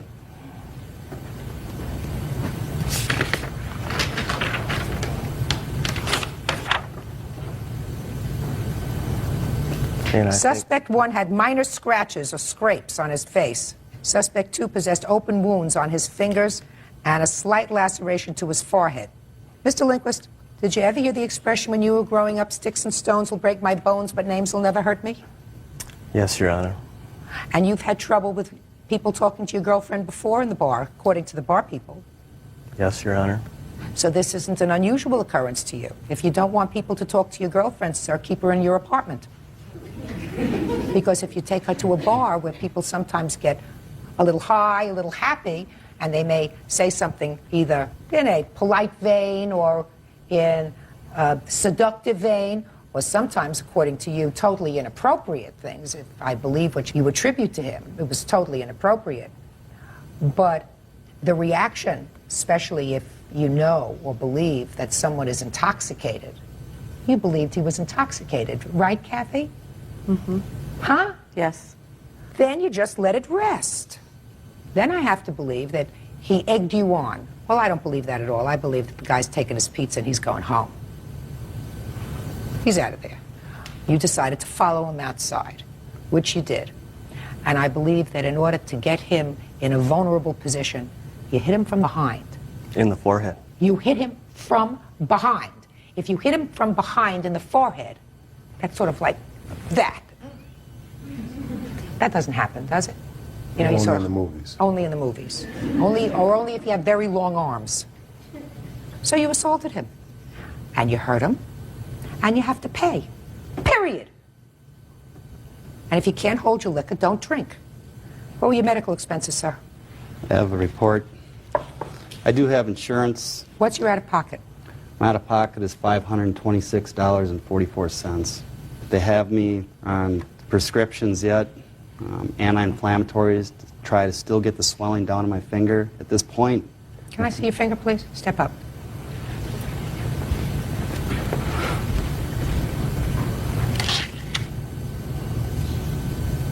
You still have no feeling in the finger? The finger is totally numb to light touch. The medical report... Step back. I'm sorry. May I add something, Your Honor? Just a minute, he's not finished yet. Then you can add whatever you like. Okay. You still have no feeling in the tips of your finger. That's correct. I have lost the movement of to totally squeeze my fingers all together. The doctor, last I seen, said if the swelling goes down over time and with these May come back. prescriptions, that it may go back. Okay. Yes, now you wanted to say something. Well, if I would jump him from behind, isn't that assault and battery? Wouldn't, you know, if I'm walking out in the parking lot and somebody jumps me from behind and the police come, I think I'm going to make a report or have him arrested. You know, because people Sure, do. unless you're inside with the other police officer who you spoke to that evening. Is that right? Yes. And I assume you gave him the same cock and bull story you gave me. The way you indicated that you were standing shoulder to shoulder to him and he put his fingers in your face, and so that's Well, how he you set bit his his pizza finger. box down first. What? He set his pizza box down first. And if somebody got jumped from behind, don't you think there'd be pizza all over the place? There too? might be. Where is there an indication that there wasn't? Where is there an indication Wouldn't that... you think he'd want to be paid for his pizza too? Are you kidding me or what? No, I'm not kidding you. I'd be mad if You somebody... got a hot temper. If somebody knocked me down from behind and knocked my $20 pizza on the ground at the same time, and the police showed up, I would definitely file some charges here. Well, he wanted to file charges, sir, but you told the police that this was a fight, a barroom brawl, that he actually started with you. He actually put his hands on you first. That's what you told me. That is That you correct. turned around shoulder to shoulder after you followed him out of the bar, and he took his hand and put it in your face, and probably as a result of the heavy pushing, he fell on top of you, and that's how he ended up on the ground, and probably on the weight of you both going down and his finger in your mouth, that's how his finger got lacerated, requiring medical treatment and stitches. That's what you told me. Yeah, I grabbed his Judgment for the finger. plaintiff in the amount of $5,000 as requested. That's all. Parties are excused. You may 220 on the calendar in the matter of Sansing versus Hobson. Parties have been sworn in, Judge. You may be seated. Ma'am, have a seat, please. Okay, who's going to speak for the Hobson family? Me. Who are you? Her daughter-in-law, Veronica Hobson. What do you have to do with this case? I'm the one who verbally told her that we needed the room by October 1st. Why don't you have a seat? And who are you? I'm Ellen's son. I'm also a defendant in this case. Sit down. Sit down. Miss Sampson, you rented a room from the defendant, is that correct? Yes. When did you rent a room from her? 12/15 of 99 until August 10th, maybe the 15th of 2000. And it was a month-to-month tenancy, is that right? Yes. How much was your rent? $500 a month. What you are suing for is really an illegal eviction. You're suing for harassment, pain and suffering, and the return of your deposit. You say she didn't And- give you sufficient notice when she told you to leave, causing you all kinds of stress, and she did not return your security. Also, the overpayment also for the month of August. I felt that I was forced to move before the end of the August, so I'm also asking for that too. The prorated amount from the 15th of August to the end. Somebody's counterclaiming here for some nonsense about ruining a birthday party. I'll hear about that later. Ms. Hobson indicates in her answer that there came a time, sometime in May, that you indicated to her that you would be moving out. Is that correct? No, it is not. Did you ever have a conversation with her indicating that you would be moving out? Not in the month of May. When? In the month of July 4th weekend. I'd like you to tell me what the conversation was. That my boyfriend and I he would be buying a home, and we would try to live together before we got married. that I would probably be moving by the first of the year. Had you had any difficulty prior to that? No, never. So everything was fine? As far, yes. Okay. You were a good tenant. She was a reasonable landlord. You paid your rent on time? Yes. Okay. So there came a time when she told you you had to leave. Right. Tell me about that. The daughter-in-law came to me on August 9th and had said that I needed to be out by October 1st. By 10/1? 10/1, yes. And I asked her why, and she said I didn't supply some papers for a daycare, which are not in any writing. This is a verbal. It said what? Supply papers for a daycare that she was opening up, and for, I guess, the state to check me out. So I asked her, okay, well, you know, whatever the reason is, I just would like it in writing. She thought that I was having an attitude because I asked for me to leave in writing. And at that time, then from there on, it just got crazy. Well, tell me about how crazy it got. I went outside to talk to Ellen, and at the time I asked her, you know, about them asking me to move and why she didn't confront me and ask me to move, and why was she leaving it to the daughter-in-law. We had an argument there, so I went back in. Well, tell me about the argument. Just about things that I had done. I left a bowl in the sink, that I didn't supply these papers, this and that. And it was just, it's not true. The stuff that they're saying was not true. So I turned and I left, and the next day when I came home from work, there was this letter here. That was on the 10th of August? Yes, the next day. It was underneath the door. This is actually a second letter that was left. The first letter, when I was outside waiting for the police to come, they switched the letters. But anyway, that's the letter that she left me with my 30-day notice. When I read the letter, I went out, she was outside, and I walked outside, and I had told her, you know, I thought that this is ridiculous, but whatever your reasons are, I will move. I also told her that I felt like I was being harassed, and at that time I may seek some kind of illegal advice. She got just so upset, and I turned away, I walked around and went in the room. At that time, her and Veronica forced their way into the room. They either kicked it or they punched the door in. At that time, I got on the phone because they were saying that they were going to throw me out right then and there with all my belongings. And so I called the police. I went outside to wait for the police. It took a couple hours. And so I left that night. The police told me to leave and come back later on that night and get some things. When I came back that night, all of them were making physical threats, and even Veronica, while I was waiting for the police, was trying to provoke a fight, like walking on the back of my legs right behind me, telling me her husband's going to beat me up, they're going to do things. This is Veronica? Yes. Okay. Her husband's going to beat me up, they're going to do things to my car and stuff. When I came back that night, then all three of them were jumping in on the bandwagon. Do they all live there? Yes, they do. And they've always lived there? Yes. And you never had any problem with them before? Never. I think I was so upset at the beginning of all this because I couldn't really understand why they were actually behaving like this. Okay.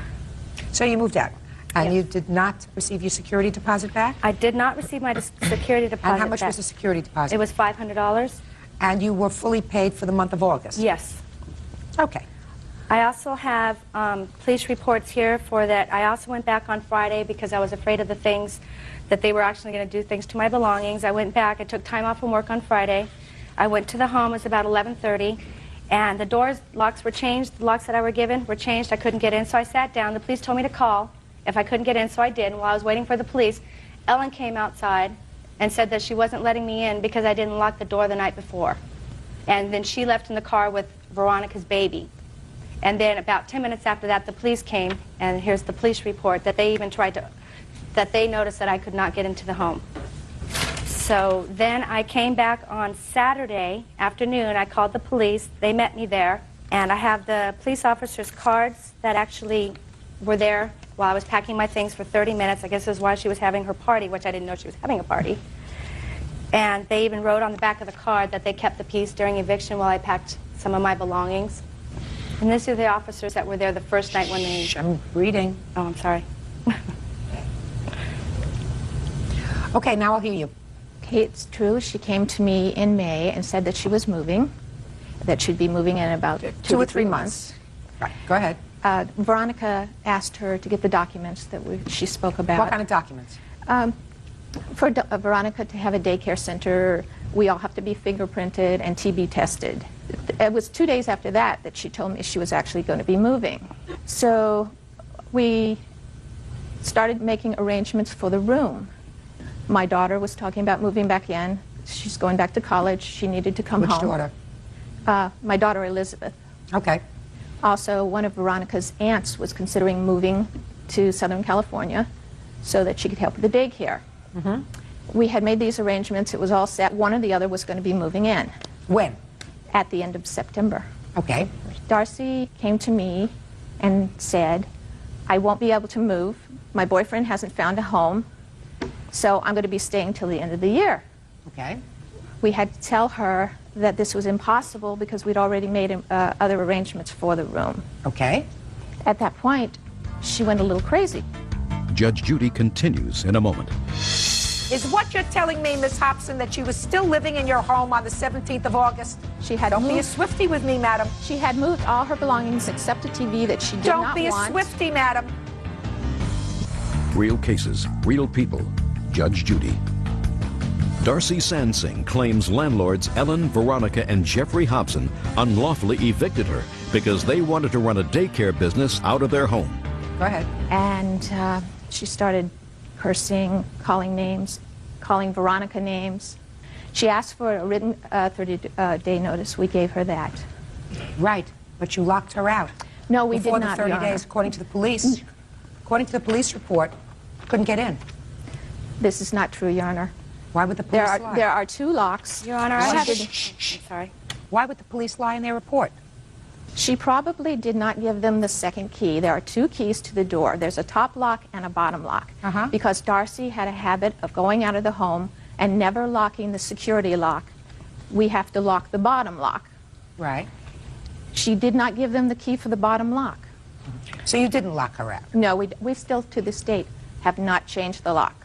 Okay, now how many times were the police called to the premises on or about the 9th or 10th of August? She had them there on the 9th. She had them there on the 10th, the 11th. Why do you think she had them there? She was trying to harass us. No. She was very upset about Just a us not second. allowing her to Who stay till told the end of you? the year. Who told you you should leave that day or the next day? Who told me I should leave that day Yeah, to in leave for August. the night? Yeah. The police officers. Did there come a time when either you or Veronica went into her room that evening? No, no. Yes. We talked to her I was earlier on- in the day. When I was on the phone with the police officer, they were getting a car over there to help. They actually asked me to turn around and tell them to leave the room because she could hear them in the background screaming, and then she physically got on the phone with Veronica and told her to leave the room. And Did which you speak to the police that evening? Yes, ma'am. Stand up. Where were you when you spoke to the police? We were at the door of, we're in our hallway at the door of her room. That's Okay, where that's we were. all. Sit down. Why didn't you return her security deposit? I have it written here. I asked her to give me an address where I can mail it, and she, to this date, has not given me another address. Okay, so you And acknowledge that also you owe her she- her security deposit. She doesn't, she is not due the entire security deposit back. Why? Her notice was from the 9th of September through the 9th of August to the 9th of September, which means she owed another 9 days for the month of September.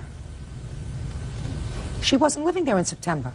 No, but her 30-day notice extended from She had August to leave. 9th. I find that there was sufficient harassment in the house that required her to leave. You're on. Shh. Do I look like I need help? No, you don't. You harassed her into moving. I don't know how much of this was due to the fact that you did not want to fill out forms for the county so that Veronica could have a daycare center in the house. I don't know how much of this bad feeling emanated from that, but certainly she was under no legal obligation to be fingerprinted and photographed in order to live in a room that you were renting to her. So she wasn't living there in September. She doesn't owe you any rent. Do I have... No. Do I look like I need your help or any more evidence on that issue? No. Your Honor, And I find have that it was- evidence that shows that she was not afraid, she was not being harassed. This is a note from her where she deliberately misspells our name, showing how upset she was. And if you'd like to read this. Sure.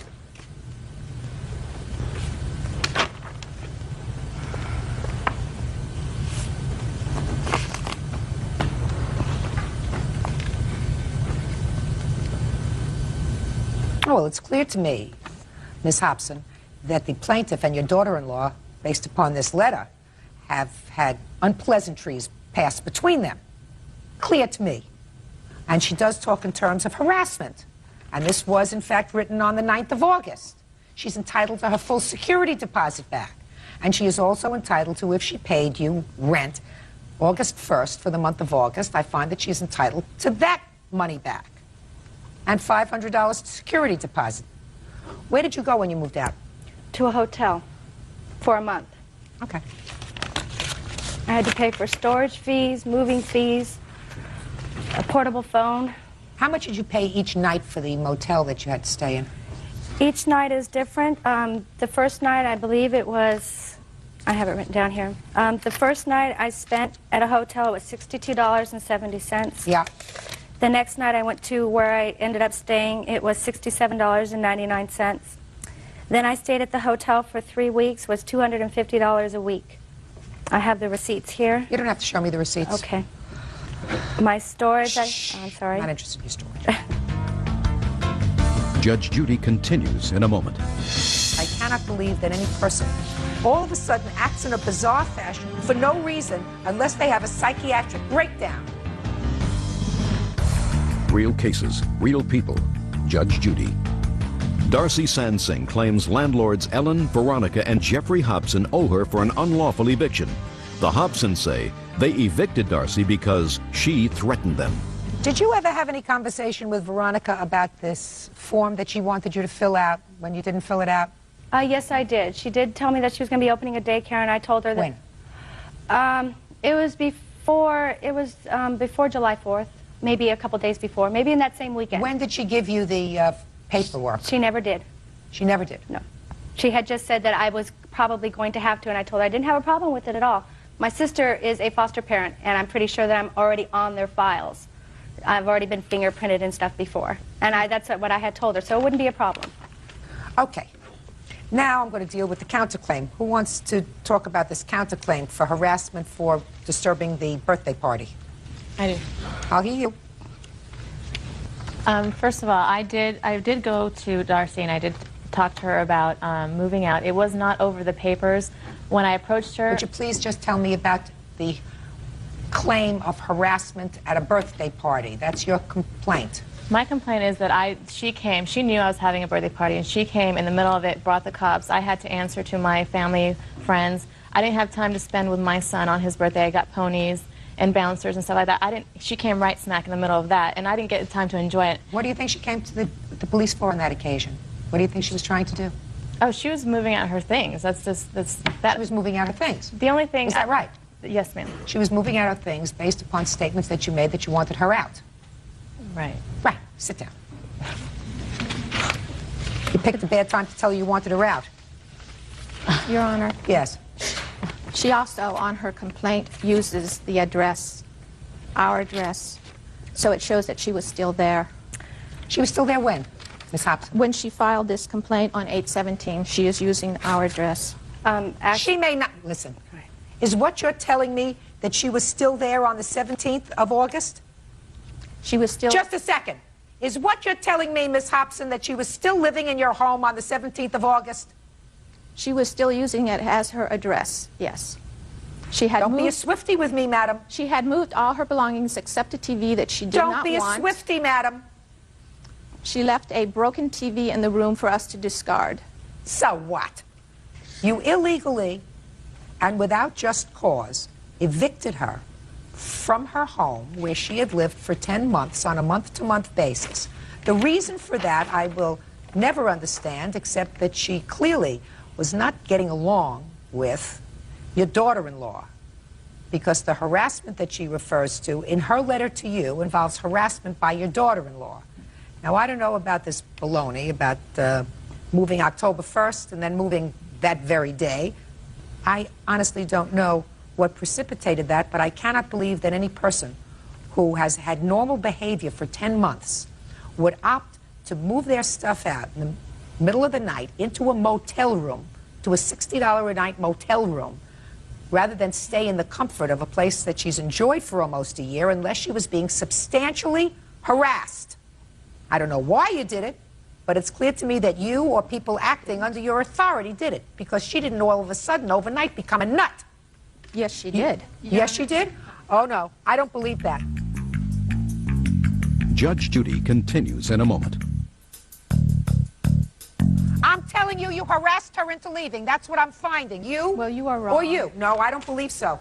Your Honor, I may don't say believe something? so. I don't believe that somebody, for no reason whatsoever, after 10 months of peaceful occupancy, all of a sudden acts in a bizarre fashion and puts themselves into a situation overnight where they are discommoded from that residence, put their stuff in storage and go to a motel for no reason unless they have a psychiatric breakdown. Now, I see no evidence of that, Ms. Hobson. I am going to find that her out-of-pocket money that you have that belongs to her is $750, $500 security deposit, and $250 for unused portion of the rent.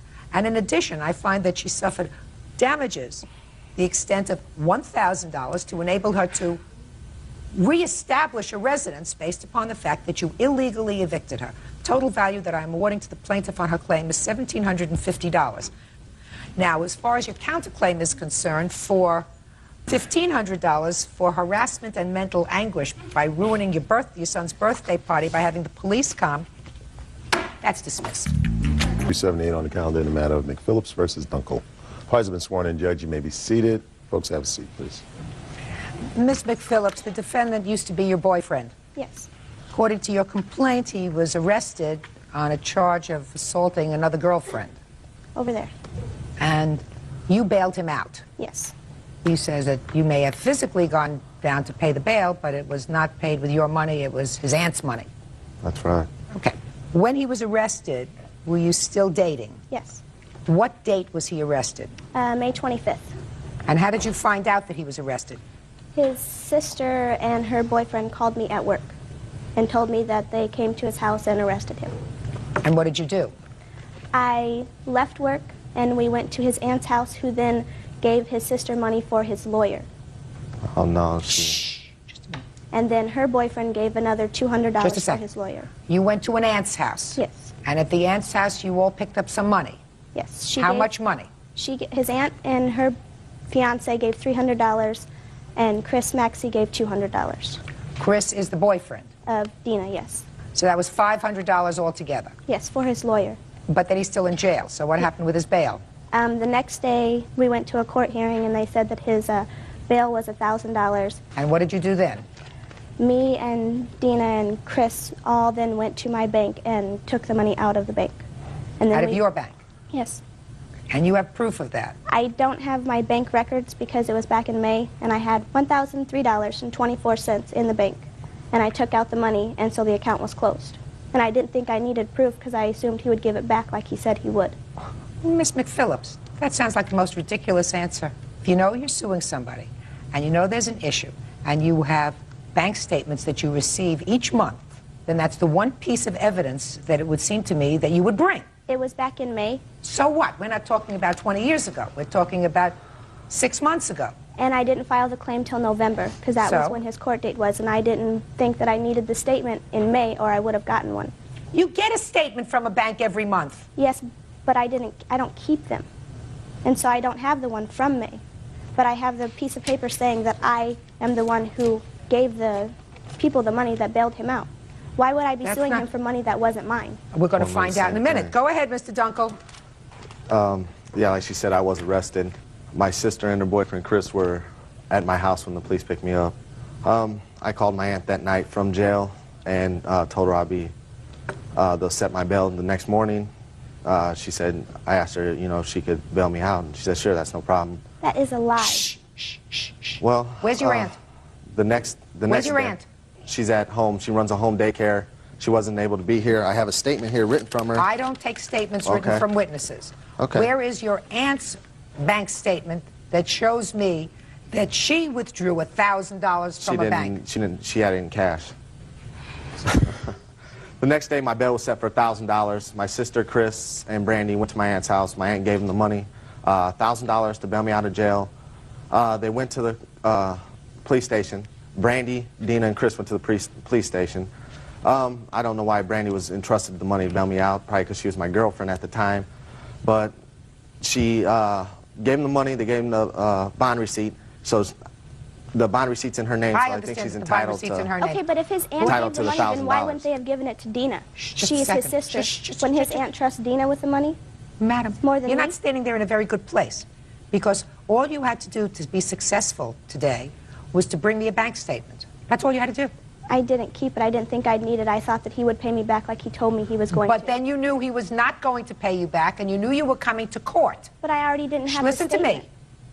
What do you mean you already didn't have a statement? You called the bank and you said, I need The account May's was statement. closed, so they wouldn't give me a statement. That's not true. I That's did call not- the bank, and What? they wouldn't give me a statement since the account had been closed for 6 months. Do you know that I don't believe that?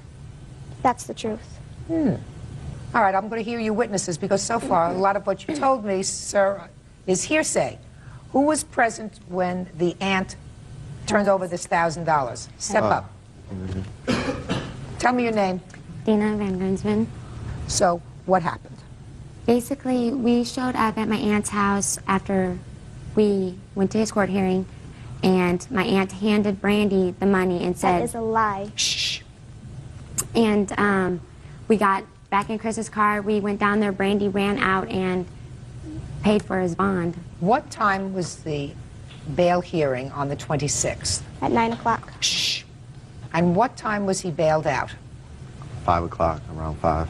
So you knew the exact date of the withdrawal. It had to be on the 26th of May. It was around 1 o'clock in the afternoon because I had to wait for my friend who was living with me at the time to bring down my driver's license because they wouldn't let me withdraw the money out of the bank without my driver's license, even though my Okay. signature matched. All right. I want you to do this. I want you to get the telephone number of the bank, get on the phone with the bank manager. You tell the bank manager that you are in court now. You would like them to research their record and just be able to tell the court, that's me, whether on the 26th of May of the year 2000 there was a $1,000 withdrawal from your savings account.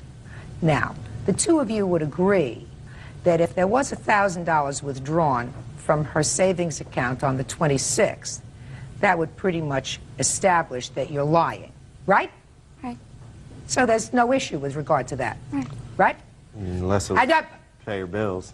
I don't know. I got my aunt's phone number right here. You can call her and Why just would talk I to. want to believe 'Cause your there's aunt my- over that's the my prime telephone? witness.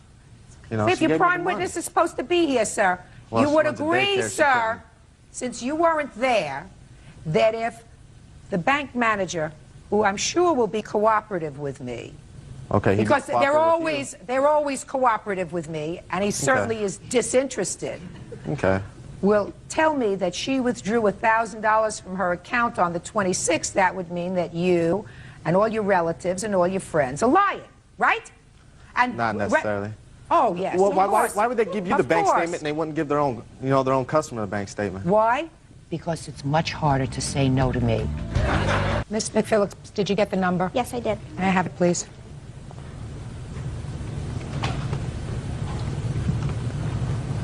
You sure you want to continue with this? Yes, I am. Yeah. All right.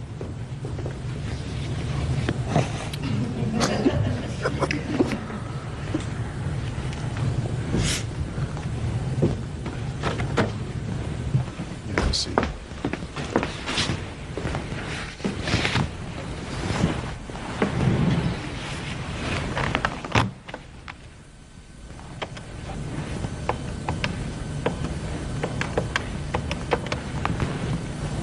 Yes, can I have extension 426, please? Thank you. Yes, this is Judge Judy Scheindlin. I'm calling because I'm in the midst of trying a case involving one of your clients, Miss McPhillips, Brandy McPhillips.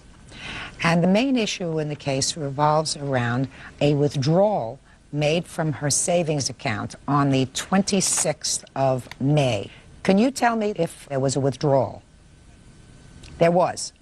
And that was the total amount of the withdrawal. Wonderful. Thank you very much. I appreciate your trouble. Bye-bye.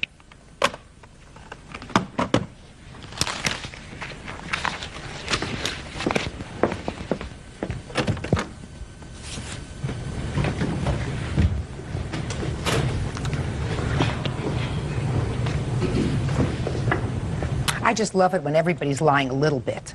Miss McPhillips, you did, in fact, make a withdrawal on that For day. $850. Well, that's not what you told me initially. Miss I tried McPhillips, to just tell listen you to me. that I had $150 cash, No, but you Miss didn't let me McPhillips, finish. listen to me carefully. You didn't try to tell me anything. What you told me was you had $1,003 in your savings account. You withdrew $1,000, leaving you $3 left. That's what you told me. You didn't try to tell me anything else. However, you did withdraw on the 26th $850. And I'm looking at the bail receipt.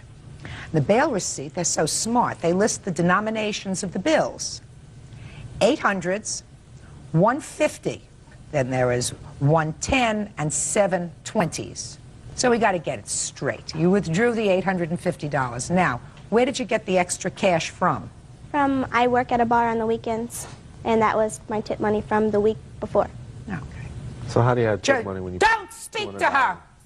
Liar, liar, pants on fire. Don't speak to her. You step up here. Good. What do you do for a living? I'm a debt consolidation You're what? counselor. A debt counselor. You're supposed to be honest when you're a debt counselor. I am honest. Not today, you weren't. Yes, I am. Oh, no, you weren't. Yes, I am. You were lying. No, ma'am. Oh, yes, you are. Because, you see, based upon the fib that you told me, you and Mr. Wonderful over here, Thank you all went to the aunt's house, all of you, and you took Auntie's money, and you went and paid the bail with Auntie's money, and you just handed the money to her. It seems unreasonable and unfathomable why, with her boyfriend in jail, she would go and withdraw practically all the money she had in the bank, and then go out on a spending spree or decide to pay her bills from her savings account. What, she can't take money out of her savings account to pay her bills? Are you asking me a question? Well, Are you asking me a question? no, I guess I'm not. You sure aren't. Who do you work for? Greater Nebraska Tree Service? So you deal with trees. Yes, I do. Well, you don't always have to be honest with trees, but you should be honest if you're in debt I'm honest here consolidation. today. I am honest. Let me tell you something. Not only I am aware of the fact that you are dishonest because you perjured yourself, but there'll be 10 million people who will agree with me. Judgment for the plaintiff in the amount of $1,000. That's all. Parties are excused. You may step out. Why? They were made fools of. They lied. Never trust a woman. Obviously, some people aren't worth trusting. And now the next case. All parties in the matter of Flamini versus Warner. Step forward, please. 18-year-old telemarketer Makil Flamini is suing former landlord, 54-year-old homemaker Carol Warner, for return of rent. Makil says Carol's compulsive behavior caused her to move. Miss Flamini, you rented a room in the defendant's home. According to your complaint, you lived there for one day. Things were so intolerable, you moved out, and you want your rent back. Correct. It's Miss Warner's contention that you had no basis to leave, and she's not returning any of your money. So I have a few basic questions. Okay. How did you find the room to rent? I met Carol through a friend of mine from school, and he introduced me to her, and I went over to her house. And when I first came into the house, I was like, I can't live here. But then I met her, and I really like Carol. I still really do. All right. You met her through a friend. Right. You went to her house. According to you, the house was a mess. Right. I have a The picture. rent was $489 a month, according to your complaint. Yes. Plus doing some cleanup for her. Right. Okay. You have some photographs? I have, yeah, a photograph of, you can see in the background what it kind of was like. I can see everything. Okay. Very good. So you got to the house, and? And later that night, it was Halloween, it was October 31st, we agreed on the phone that I would come back that night and we would start cleaning up the house. So I got back there and I tried to clean up. Like, I would pick up paper towel off the ground and throw it away, and she'd be like, no, you can't throw that away. I use that to clean the floor. And she'd make me wash my hands every time I touched a dirty dish. There was a piece of paper with the number 3 on it and like scribbles, and I crumpled it up to throw away, and she's like, you can't throw that away, that goes on this pile. And it was just, she wouldn't let me clean, and that was, our verbal agreement was I would live with her and help her clean up her house if she let me stay there. Okay. Did you move in on the 31st of October? I never moved anything in. I just stayed there to clean. That night? I stayed that night, yes. Okay. And did you leave November 1st? Yes. Now, Miss Warner. Miss Warner. I'm listening. I'm just surprised at her statement. Okay. Had you previously, immediately previous to the plaintiff moving in with you, had you had a roommate? I don't think so. What do you mean you don't think so? No, I did not. The Not answer is you did immediately. not have a roommate. Correct. When was the last time you had a roommate? Oh, maybe 6 months before then. And she lived there for one day? I think it was actually 2 days. Because the day that she came... The day that she came was October 31st, which was the day she gave you the she check. came the day before, Your Honor, with her friend, to look at the place and see if it was okay for her to live in. But then she came and she slept there on October 31st. Correct. Correct? Yes. And she left November 1st. I'm not sure of that either. Well, if you're not sure, she said she was there one day, so I have to assume she's correct. So my question to you, Ms. Warner, is if it didn't work out, and you certainly didn't turn away any other boarders, why don't you give her back a $489? Because I did turn away other people, Your Honor. When did you turn people away?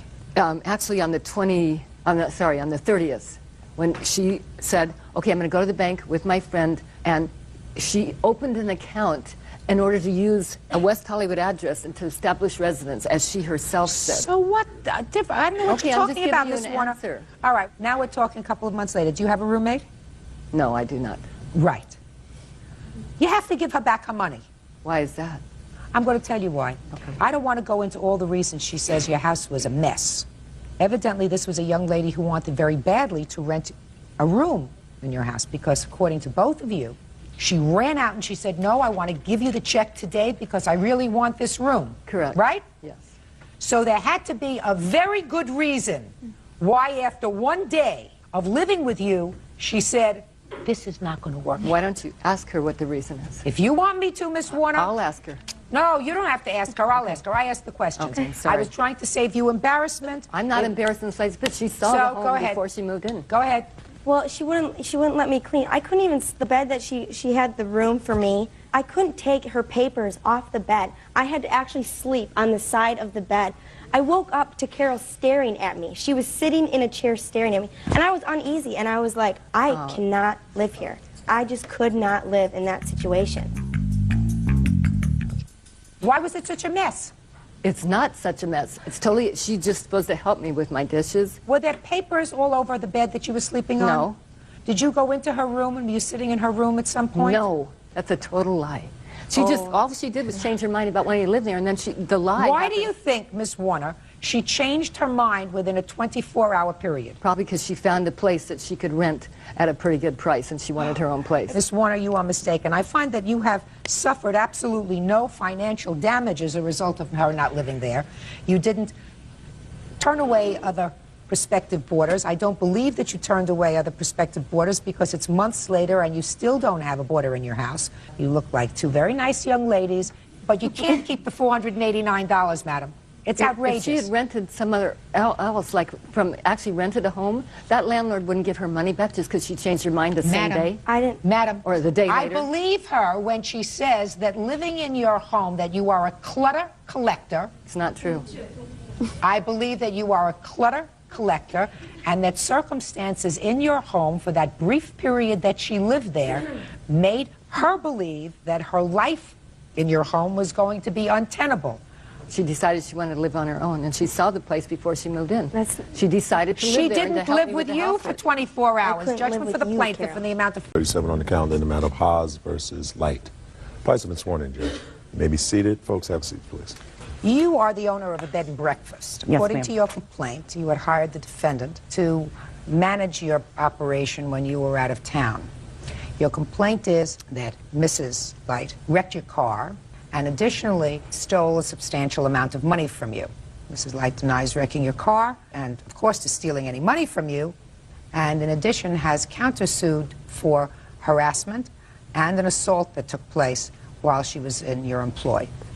So, Ms. Haas, when did the employment begin?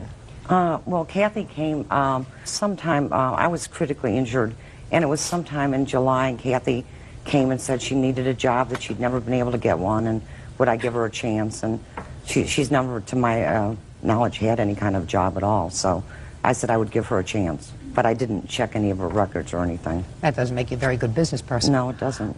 So she came to work for you in July of the year 2000? Yes, ma'am.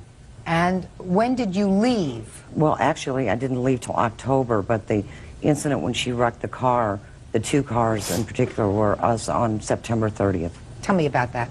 Well, I was over with my boyfriend, who's now my husband, and I was over at his house in Red Bud, Illinois, and I had asked Kathy to bring me some money over. She was on my checkbook, and I asked her to bring me over $800 that we needed some money for some improvements we were going to do. So we were sitting at this like little bar and restaurant, and she came over there and she was highly intoxicated, and they asked us to leave the bar. So we took her down to Randy's mother's house, and she asked us to leave too. So Randy took Kathy up to his place where she insisted upon driving. She took the truck, and Randy was going to show her how to get to the road. It's a country road.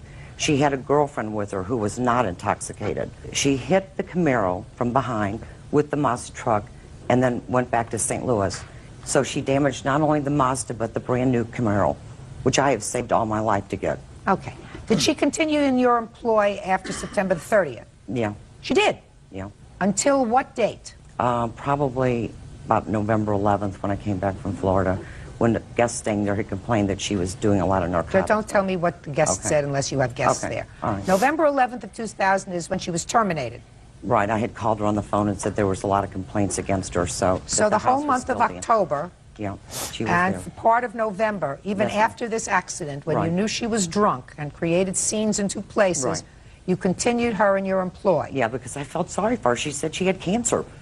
Ms. Haas. Okay, I'm sorry. You should be. I wanted to keep her on because she needed a job. She told me she did. All right, now tell me about the theft of money. Well, she wrote like a lot of checks. I mean, she never would keep any records, and she wrote like $500 for food, but she never bought any food for the bed and breakfast guests. So then she wrote $500 for her boyfriend, Mark, to remove a tree limb, but it was never removed. Well, I'm not going back to $500 for food. I will take a look at the paper that you have with regard to the removal of a tree limb. Okay. Here's the tree limb is still there.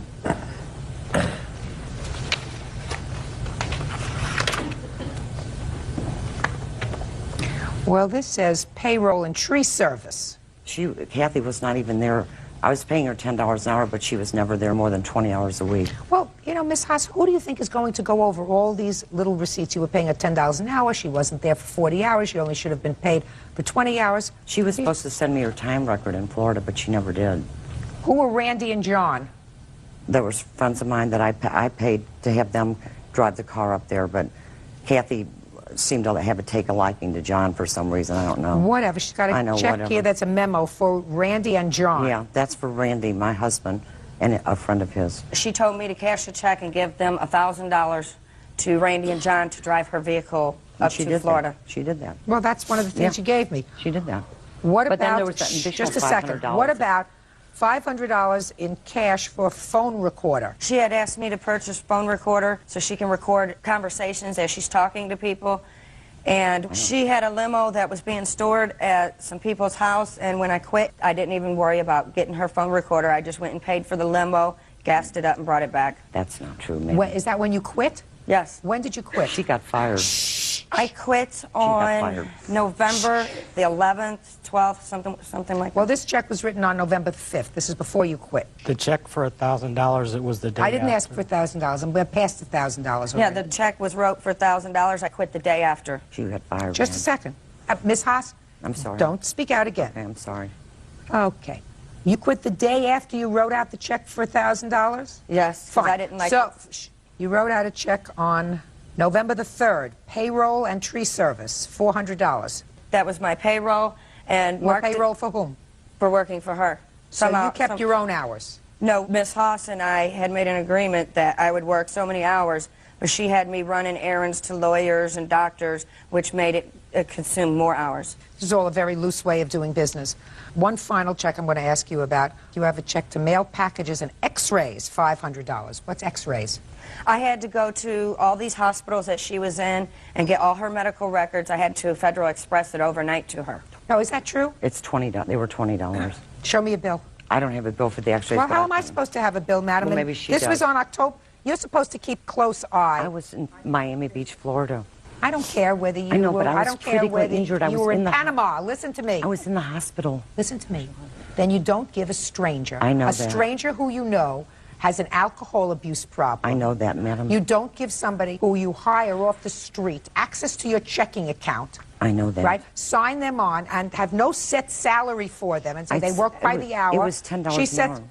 Well, you expect me to ask her on the 19th of October how many hours did you work? I don't know. I was in Well, the I don't know either. I was in the hospital at the time. On October 19th? I was trusting her. Well, then how do you expect me to deal with that? How do you expect don't any know. court to deal with that? I don't know either. I mean, the car... Let's get to the accident, because that's the only thing that may have an objective facts All right, that I well, can deal he with. was a witness for the accident. Randy, can you come up here? It's my husband. Tell her what happened. Okay. Well, we called her from the bed and breakfast to have her bring us over $800 to Red Bed. And she was highly intoxicated. And I tried 3 or 4 times, to let her stay at my house. She wouldn't do it. She refused. So I took her out to the end of the road. She ran to the back of the car. Had you been drinking? Who, me? That's exactly who I'm talking to, sir. Had you been drinking? Yes, ma'am. Right. What part of the day or night did this happen, sir? It's probably about 8 at night. And when had you started to drink that day? Not at all. Miss Haas? Miss Haas? Okay, sorry. Believe me. Okay. I know my business. All right. Watching this will be like looking into a Ouija board. Real cases, real people. Judge Judy. Faye Haas says former employees Kathy Light and Mark Light stole money from her business and wrecked her car. Kathy and Mark deny the charges and say Faye assaulted Kathy with a plastic baseball bat. What time had you started drinking that day, sir? Probably 6:37 And where were you drinking, sir? at a bar. And what time had you arrived at the bar? I wouldn't. What do you mean you wouldn't know? What time had you arrived at the bar that day, sir? Probably 6:37 From where? from... I don't know. I don't know. He doesn't remember. Miss Haas, I'm not going to take any information All right, from him. all right. Forget it. You blew it. You I'm understood sorry. where I was coming But from. he doesn't know what time it was. He doesn't know what time it was because he was drunk. No, he Sit wasn't. down. No, he wasn't drunk. Oh, I have to assume that because if he can't remember where he was on a But day he- when, but he- when but two we were cars when 2 cars collided, I don't believe you. We were waiting for... I don't believe you that he doesn't remember where he was. All right. If he doesn't remember where he was on this fateful day, then I have to rely on her statement He was with that me. he was drunk as a skunk. Now, she may have been. That means you got 2 drunk people driving in your 2 cars, one a Camaro and one a truck. He was drinking and she was drinking, if I believe you. Although I have a little bit of a problem with that because unless there's something wrong with you, you would not allow someone who is as drunk as you claim she was, that required her to be ejected from the bar, ejected from her mother's house, and yet you would still leave her in charge of your business, giving her total access to your checking account, relying on what she did with money, relying on what she did with guests, to somebody who was clearly a danger, according to you. I have a problem with that, Miss Haas. I'm sorry. I'm wrong. You're right. It was stupid. All right, Ms. Lick, tell me what happened with the car. She had called and they had asked for money, and I had a friend of mine, Jesse, ride over with me. Well, when I got over there, she buys Jesse and I 1 beer. She takes me across the street to a flower shop, buys me a bouquet of flowers, and then she insists on going and unloading the truck. So we went to Randy's house and we unloaded the car. And as far as the car, there was no accident. I get home and I get this phone call from Miss Haas saying I wrecked her car. Well, them 2 are both drunk, so I just basically blew it off. But after this car incident, I continued to work for her. you continued to work for her? Yes. Okay. Now let's get to your counterclaim. Go ahead. I quit working for Miss Haas because she would call me on the phone and cut me down and say I'm dyslexic and this and that, and my nerves couldn't handle it no more. So I call her on the phone in Florida and tell her I quit. 3 weeks after I quit, she's accusing me of all these things. She's trying to fire me after I quit. So let me hear about this harassment. She has been calling, my son and I have pagers. She has been calling our pagers. She calls my son and tells him that I'm a dope dealer and that she's going to have to take him to baseball games because I'm going to be in a federal penitentiary because she's going to see to it that I go to a federal penitentiary. I had went and got a restraining order against her. Let me see. Not true. Oh, Kathy. Shame on you. Shame on you. Ms. Haas, you consented to the entry of a restraining order against you by your counsel. Is that right? I was in the hospital and I could not go. Yes, ma'am. Yes. The answer is yes. If you're Yes. in the hospital and you can't go, then your attorney asks for a postponement. I don't know what he did, ma'am. Of course you do. No, I don't. I really don't, Judge Judy. He consented to this entry Well, he went there Dec- supposedly to postpone it. December 20th of the year 2000. He consented to the entry of an order of protection. Well, I'm sorry about that, but I've never laid a hand on Kathy. She wanted me to adopt her. And the order of protection specifically says you are not to I want nothing abuse, to do with threaten, molest, stalk, disturb, and no telephone calls, and shall not communicate with her in any way whatsoever. Right. Now, you came back from Florida on November 11th. Right. And according to you, you told me that you were in the hospital in Florida. I was in the hospital in Florida, in Jackson Memorial Hospital and Mount Sinai. Well, what'd you go to Florida for? To get another opinion on my arm that was going to be amputated. And when were you admitted to the hospital? When you returned in November? 2 days later, a week later, I was admitted to the hospital for So that would be the 18th of November. Right. Is that correct? That's correct. And how long were you hospitalized?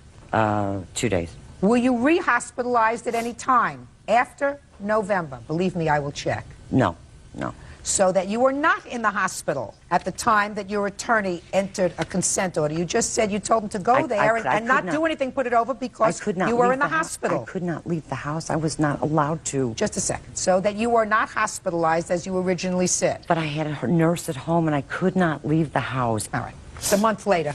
Month after your surgery. People recover from open heart surgery faster. After this order of protection was issued, were there any other harassing phone calls? Yes, I have them on tape here. Let me hear. Okay. Hey, Mark, it's Ken. Guess what? Lisa and Paul are going to testify in court. What kind of guy lives with his brother's wife?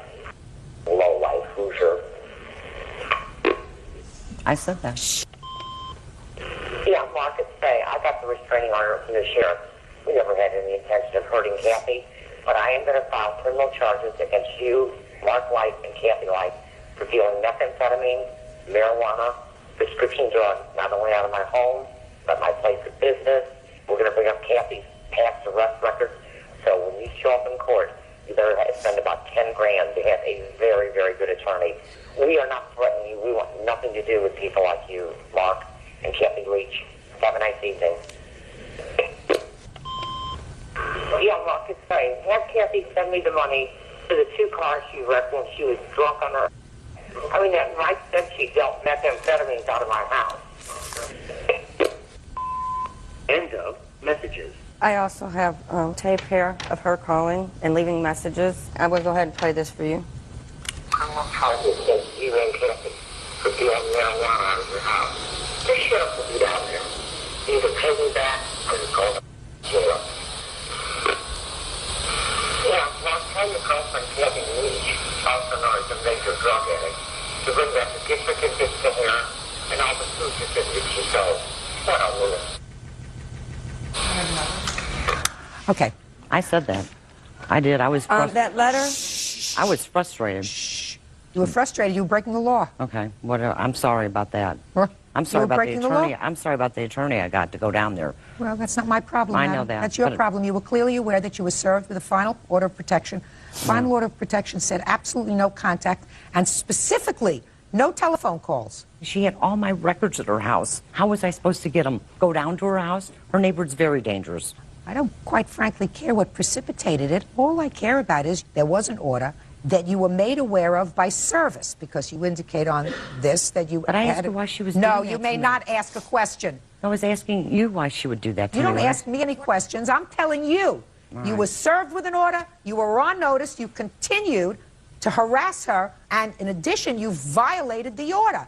And as far as her abusing me, she would hit me with plastic bats and wooden and metal canes. When did she do that? When I was working for her. Why didn't you leave? Mark had made a joke to her about telling her that she had to stop hitting me and leaving bruises because she would have to pay $50 for each bruise and $100 for blood, and we was just joking about that. But that was to get her to stop hitting on me. So insane. Just so nuts. Listen to me. I'd leave too if somebody did that.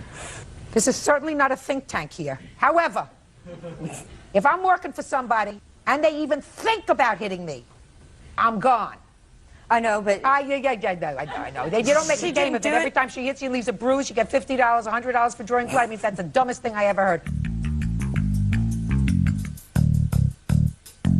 Your claim against her is dismissed. You have no proof. and I'm not satisfied with hubby's proof that he wasn't responsible for this accident. You have no tangible proof that she stole anything from you. You do have proof, however, that she continued, despite the issuance of this protective order, to continue to call you, which is in violation of the protective order, and on the counterclaim, I am awarding you $500. Parties have been sworn in, Judge. You may be seated. Ma'am, have a seat. Ms. Michaud, according to your complaint, you and the defendant had at one time been friends, and then there was some sort of a tiff over a boy. But there came a time when you were sort of having a girls' beauty day. You were at a friend's house, the defendant was there, everybody decided to color their hair. According to you, the defendant applied a hair dye on your hair. Is that right? That's correct. And then you stayed home, and she and some of the other girls went out to get some other products. They were gone for a couple of hours. You rinsed out the hair dye. Everything was fine. They came back. The defendant put a conditioner on your hair, and then all your hair fell out. Right? Correct. So you are convinced that she put something in this conditioner that caused your hair to fall out? Yes. What kind of hair product did you use? Was it a product that you had used before? Yes. The dye? The dye was the exact same dye as I had used 3 months prior to this. The same one? The same color, the same everything. Okay, and how long did you leave it on? 45 minutes, like it said on the box.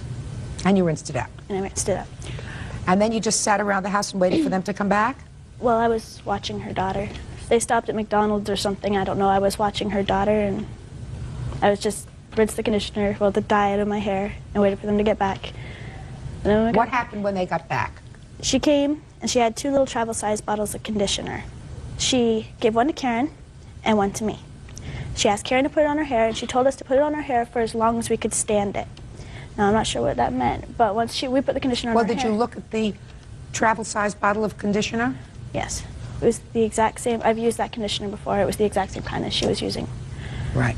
And did you open it yourself? No. Who opened it? Danielle. Were you there when she opened it?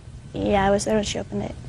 And you had used that conditioner previously and nothing had happened? Correct. And you put it on your hair and what happened? I let it sit for a little while and then it started to burn.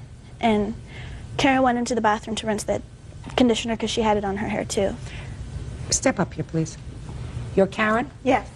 Karen, when you put the conditioner on your hair, did it burn too? No. It didn't burn at all? Nope. Had you ever used that conditioner before? No. But you went to rinse yours out? Yes. Why? Because she said her head started to burn, so I was scared that it might have a reaction with my head, so I went to rinse my hair out, and I rinsed it out, and it was just conditioned. What happened when you went to rinse yours out?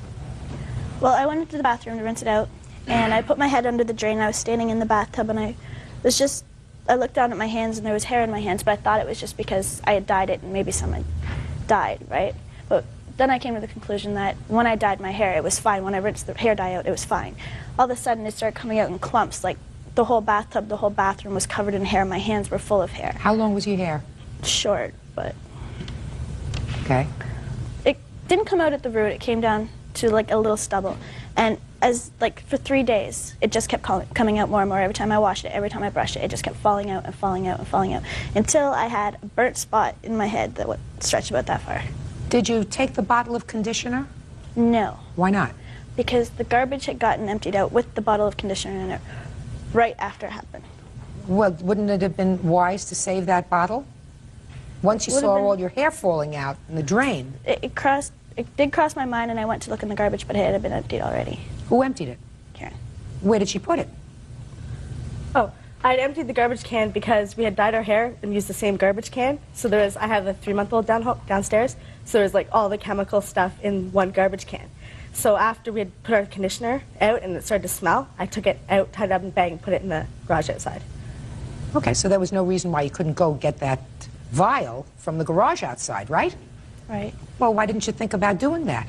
Because I wasn't really convinced yet that she had done it. Like, I was suspicious, but I wasn't really convinced that she had done it. Okay. So now you're having a reaction and your hair is coming out in clumps as you're rinsing it out. Mm-hmm. And you're not convinced that she did it. What convinced you, according to you, that she had done it? Well, once I stopped to think about it, she's cut my hair before, and it looked not so great. And she went to Karen and to my boyfriend Brian and said, well, I cut her hair like that so she'd look stupid so Brian wouldn't want her. And not only that, but a friend of ours was sleeping on the couch one night and she said she was envious of her hair. Just a minute. Is this something that you heard or that somebody told you? Well, she said it to her. What did she say? She said that Nicole asked her to cut her hair, and she cut her hair, and she said that she purposely messed it up because Brian told her to do it, to make her look ugly. Now, did you go to the store with her? Yes, I did. And how many other people went to the store with her? It was me, Danielle, and Jamie, who is a friend of ours. He was at the house that night. What store did you go to? We went to Walmart. Were you all together? Yes. Were you all together when the conditioner was purchased? No. Me and Jamie took some of the stuff that she wanted to buy. She said she wanted a phone card for her phone. So we went to the electronics section to get her phone card while she was purchasing everything else she had bought that day. Who carried the bag with the conditioner and all the other stuff? Danielle. Now, when you got back, who took out the conditioner bottles from the bag? Danielle. Did they look exactly the same? Yes. Was there any indication that either one had been tampered with? No. Did you see both bottles? Yes. They were both the exact same bottles? Yes. Travel size conditioners. Same kind, everything. So when they were taken out of the bag, do you remember this when she took them out of the bag? No, I wasn't there when she took them out of the bag. Like, we had everything set up in the bathroom, but the problem was I have a 3-month-old, so we couldn't all just be in the bathroom at the same time. So she went downstairs first, and I went downstairs. Jamie was already downstairs. Nicole was already downstairs because she was there. We had just gotten back. I went into the bathroom. The bottles were already out of the bag. They were on the counter. She grabbed one. She said, here, you got to put this on your hair. You got to put it on your hair dry, like instead of having the water in it. So I'm like, okay. So I put it on my hair. No big deal. Just left it in my hair. How many other items were purchased that day? There was the 2 bottles of conditioner, a phone, 1 or 2 phone cards for cell phone, a prescription, I don't know what it was though, from the pharmacy. And hair dye, her hair dye. Whose hair dye? Danielle's.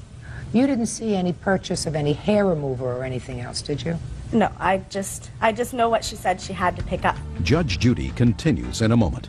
Did either of the 2 conditioners smell any differently when you put them on? Not at first, but once we put them on our head, then my hair started to smell like if you were to light someone's hair on fire. And later today, We ended up filing a police report on Amanda Sheppy because she threatened to kill me.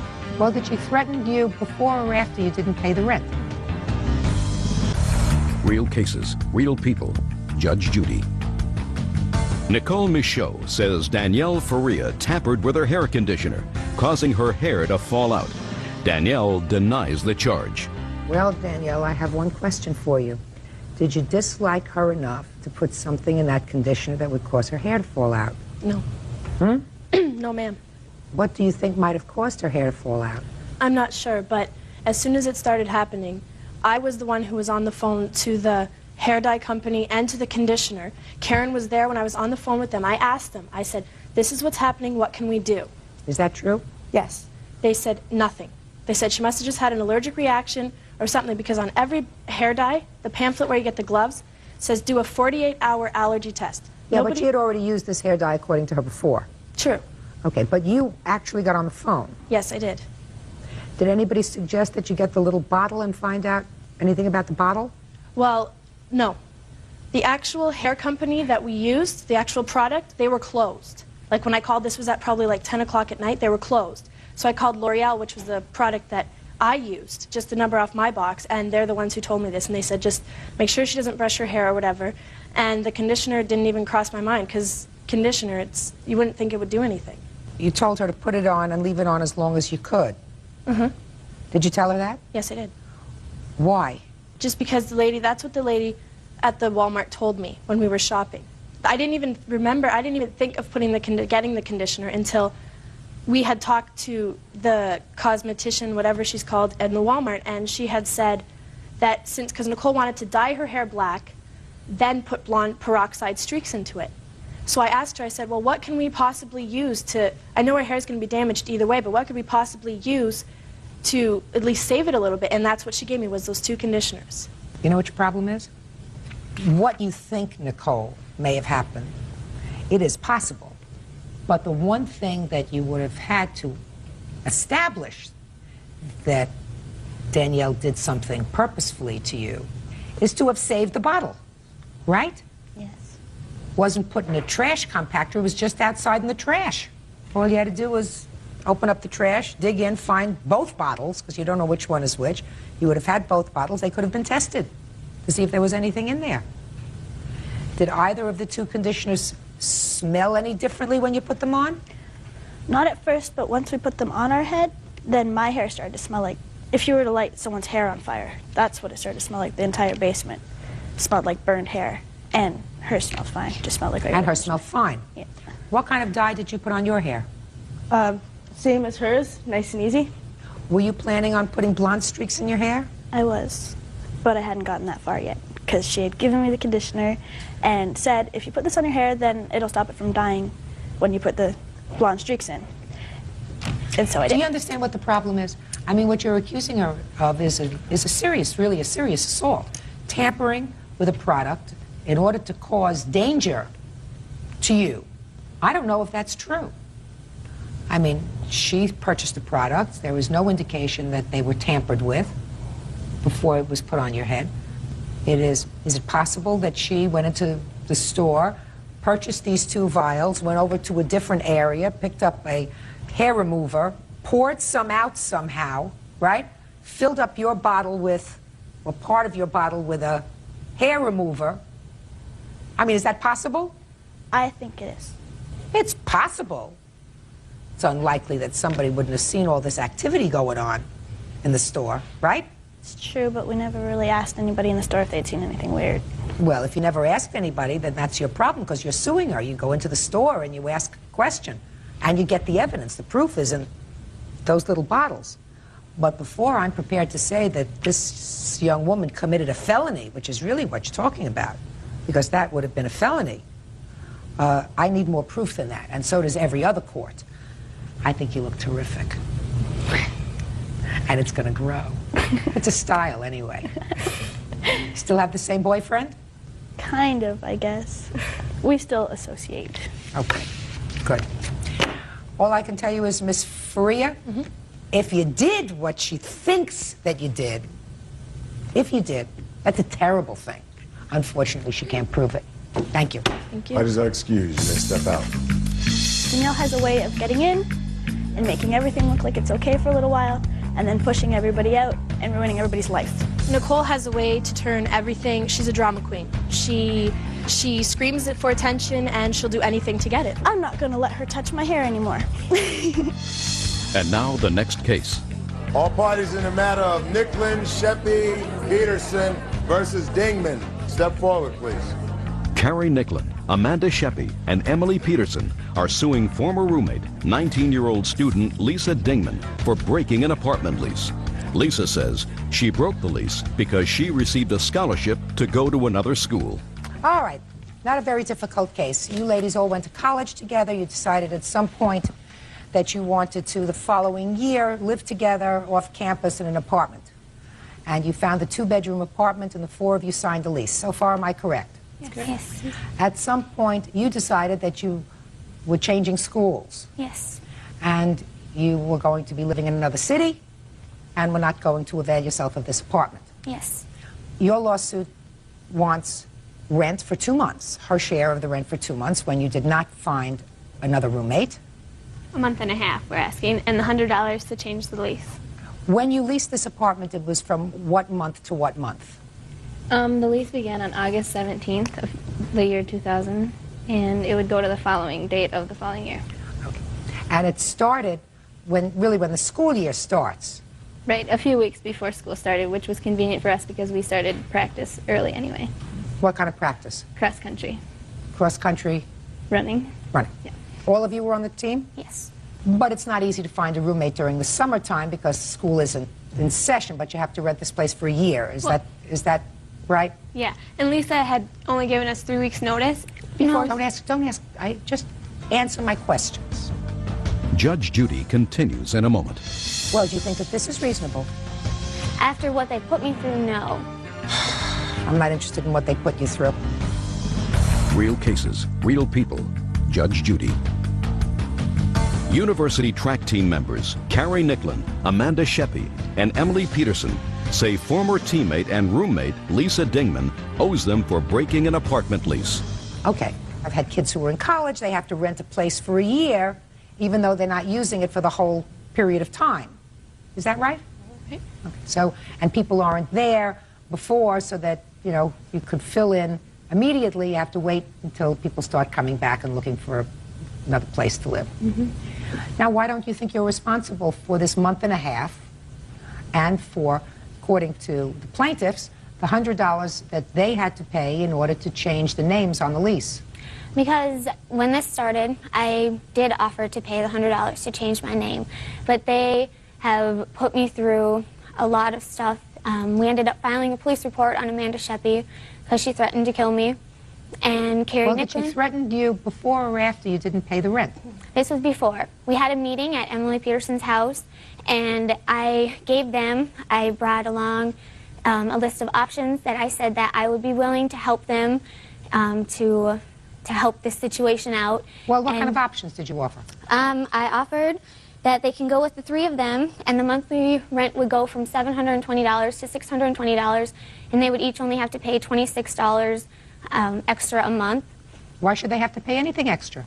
Because I was offered a scholarship to go to another school. Yeah, but they're not responsible for that. You are. Okay. Another option that I gave them was that if they wanted a fourth person, I would be willing to find them a new roommate, and then I would pay the $100 to take my name off of the lease, and I would pay $100 to put somebody else's name on the lease.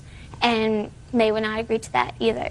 Well, that's reasonable that they wouldn't agree to that. I assume when you rent a two-bedroom apartment, that means you're going to be sharing a room with somebody, and they want to be able to choose somebody that they are compatible with rather than having you go out and find somebody that may not be somebody that they can live with. Judge Judy will continue in a moment. Do you think that this is reasonable? Well, I felt that if I left it up, like if they were to find another roommate and I did not help out and all, that they would drag this on for the whole year, and I wouldn't be able to afford to pay $100 a month living someplace else. Of course, you're absolutely right, but they didn't do that. They found somebody almost immediately. They did not inform me of that. Well, but they did. Certainly when you received the summons to appear in court, you realized that it was just a month and a half, that they were out your share of the rent, so they found somebody immediately. Yeah, when they first were going to summon me to court, it was for $665. And that I did not think was reasonable at all. Well, do you think that this is reasonable? After what they put me through, no, I do not. I'm not interested in what they put you through. $370 is a month and a half's worth of rent and $100 to change the name on the lease. Yes. Is that right? Yes. Lovely. Judgment for the plaintiff in the amount of $370. Parties are excused. Mr. versus Henry. Parties have been sworn in, Judge. You may be seated. Ladies, have seats, please. Ms. Olivencia, it is your claim that the defendant, who you hardly knew if you knew at all, on two separate occasions assaulted you and attacked your car. For some reason, you are only suing for the attack on your car. The defendant says it was you who assaulted her and her car, but you have no counterclaim. Is that correct? Yes. All right, where did this happen? The first time? First time it happened on May 11th at the Worcester County jail. At a jail. What were you doing there? I went to go drop off my friend Janika at 6 o'clock, and I went to pick her up at 8. What was she doing there? She went to go see her boyfriend. Had you ever seen the defendant before May 11th? I've seen her like 2 times. Did you ever speak to her? Never. Okay. So did this initial assault occur on the way going to the jail or when you went to pick up your friend? When I went to go pick her up. Who was with you? My cousin Maria was with me and her daughter. And now you can tell me what happened. Okay, I was sitting in the car waiting for Janika to come out. Stephanie Henry then comes out of the jail and approached me, started yelling, cursing at me. Anyways, I noticed she was getting hostile, so I turned on my car, and I was going to turn around to go, and that's when she pulled my hair, started slapping me. How did she pull your hair? How did she pull my hair? From this side. She approached me. I was in my car. And the window was open?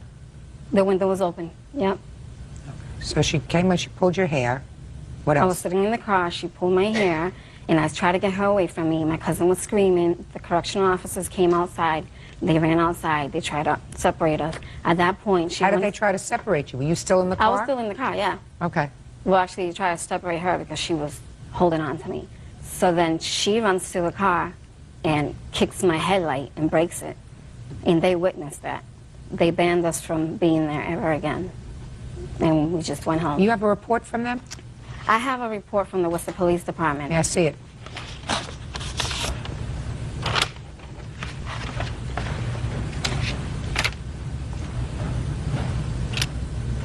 What's this blackened out part? Well, because they don't let me see what where she lives, or the police station did that. This says that you talked about a group of males that surrounded your minivan. That was afterwards. Was that at a different location? Different location. Okay. Because I know there were 2 incidents. All right, so after she was separated from your car and she kicked your headlight in, did she leave or did you leave? I left. And your friend, did you wait for your friend? She never came out. All right, Miss Henry, you want to tell me about this incident? Yes, Your Honor. I was coming out of the administration building like everybody has to do. You leave out of the administration building. I was standing there holding my 1-year-old son in my left hand, okay? I was waiting for my son's godfather to come pick me up. I was standing there. A woman walked by me. I did not have any cigarettes on me at the moment, so a woman handed me a cigarette. I was smoking a cigarette with my right hand and had my son in the left. That's nice. I noticed Miss Olivencia walk in the building. I noticed they came out and went into the car with another girl and a young child. Then I noticed she came out of the car and went back into the building. I don't know, I assume it was to look for Miss Cruz, but she went back in the building, she came back out, she got in the car. She proceeded to drive away. Okay, at this moment, I'm standing there smoking a cigarette, holding my son. I flick the ash on my cigarette. She reverses, does a 3-point turn, comes back, and says, "Excuse me, what was that?" A curse word. And I said, "Excuse me, I don't know you, and I have never met you before, and if I had something to say to you, I would address you and let you know. Therefore, I'm holding my son, drive away and have a nice day." I spoke to her nicely the first time. She started cursing at me, calling me these rude names, talking about she knows who I am, she knows where I live. I'm like, well, I have no idea who you are. I've never seen you before in my life. She then steps out of her automobile, comes over to me, approaches me with my child in my left hand, I remind you, and she's pointing in my face, and I'm like, you need to get in your car and drive away because I don't know you and I'm holding my son. And I don't play around like that with a baby in my hands. She kept cursing. She proceeded to get back in her automobile. As she was doing so, she grabbed my hair. I have a scratch right here. Unfortunately, Your Honor, I was unable to have my pictures developed to bring them here. For my evidence, I had a bruise on my knee, on my right knee, from the fact that when she had grabbed me by my hair and pulled me towards the car, my knee was hitting her door because she was pulling me. And of course, I'm going to defend myself with my child in my hands. And I'm going to try to get away because at this point, I didn't know if she was going to try to drive off while I'm holding my son. Okay? No correctional officers came out and broke anything up. She drove off after she had let go of my hair. And she went to turn again, and as she turned again, because you can't go to a certain point and restrict the area, you have to turn back and go out of the parking lot. She turned again, she came at me to try to hit me with my child. So I'm defending myself, moving out of the way, and as I move out of the way, my foot kicked her blinker, the tail light. I have a report from the Worcester County House of Correction saying that she did not care about the blinker, she didn't want to press any charges at that time, and that was the end of that.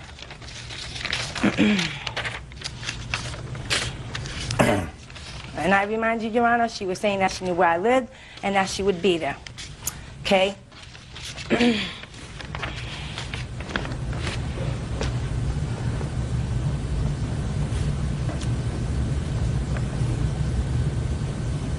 Miss Olivencia, you indicated to me that your friend here, who you had dropped off in the morning, did not come out.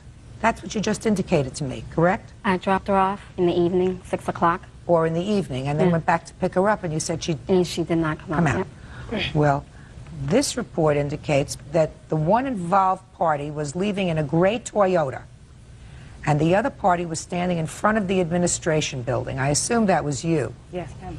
Stop the gray Toyota. Is your car gray? My car is like a tan. What's your license plate number? That's the tag number. bearing Massachusetts tags